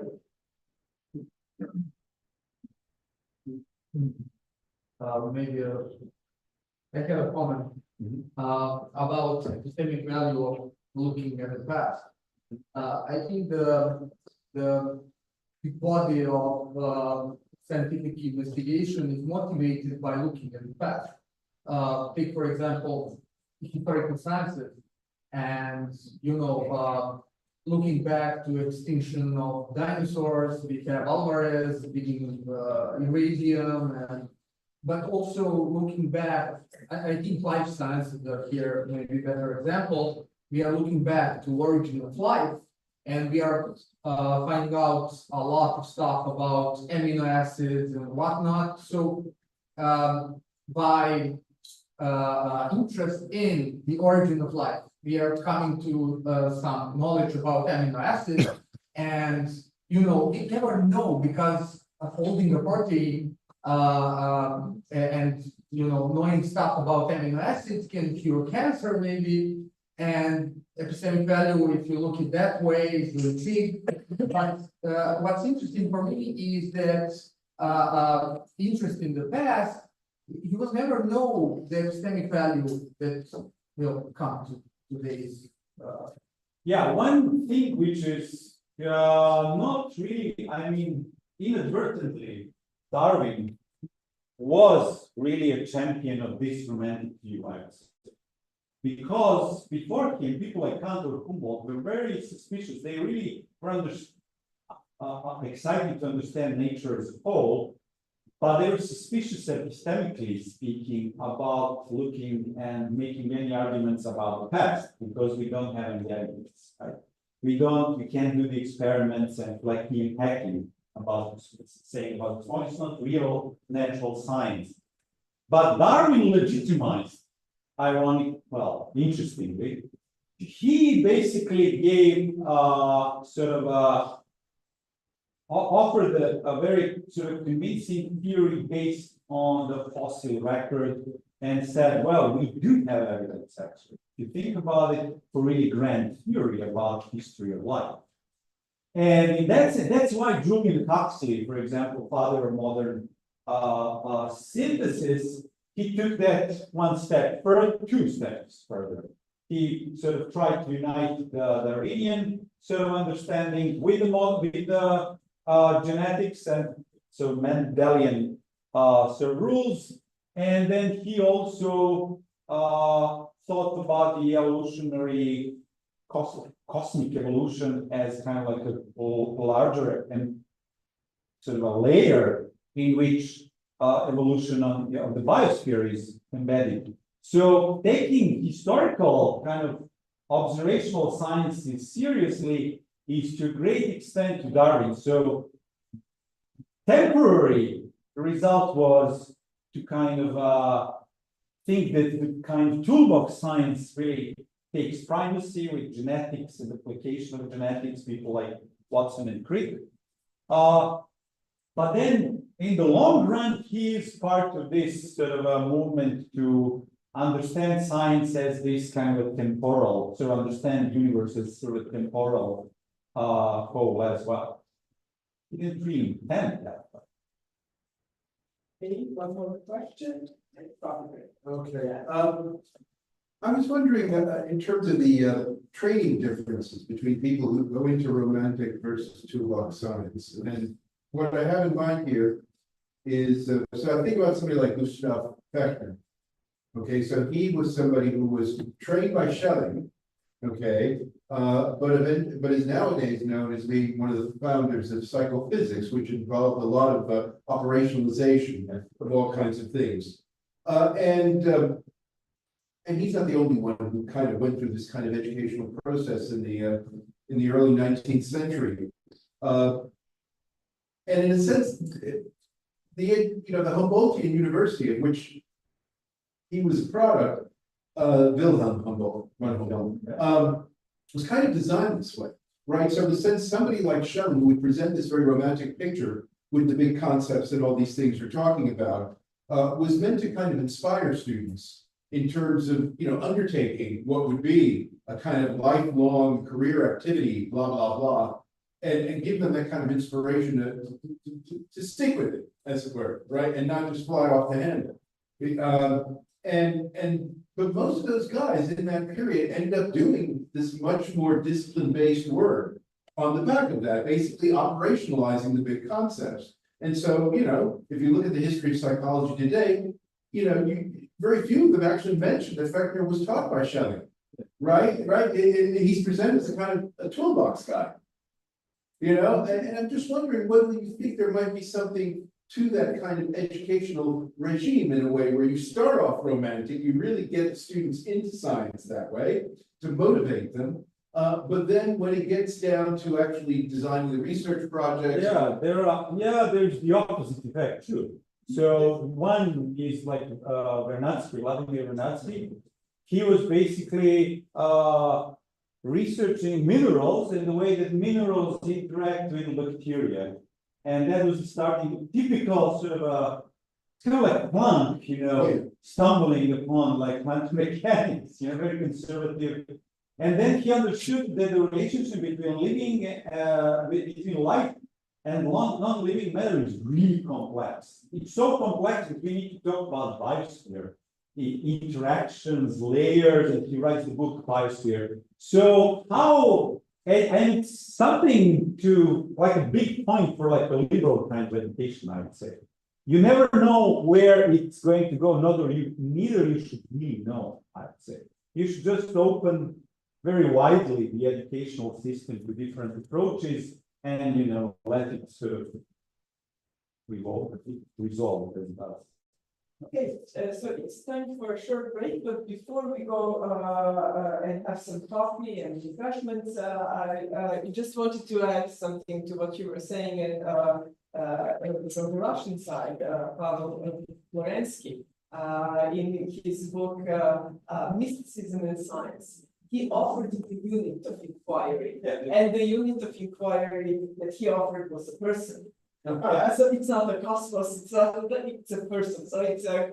Yeah, the Russian romantics, they have their own sort of version of the romantic science. It was a little late, actually. Yes. And Vernadsky and all these cosmists were products, so part of that movement, very similar.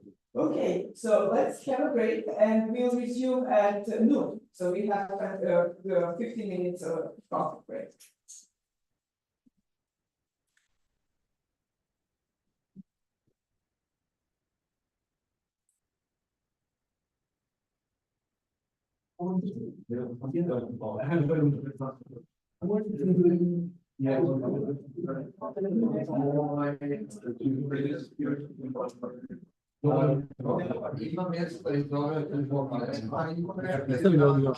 Ma nisu. To je to, dva komentara su bila, ali misliš? Više im pita ih, jebi ga, smanjio to. Ne, šta je fora? Hvataju mikrofon i zvoni mnogo soba, mislim da njima to smeta da je ogroman prostor i on priča mikrofon napred nazad, da im to ječi, a da kad budemo posle montirali da će to da bude fino, sad ne znam kako drugačije da im rešimo to. Sigurno. Hoću da prebaci kameru ovako. Tako je ovo baterije.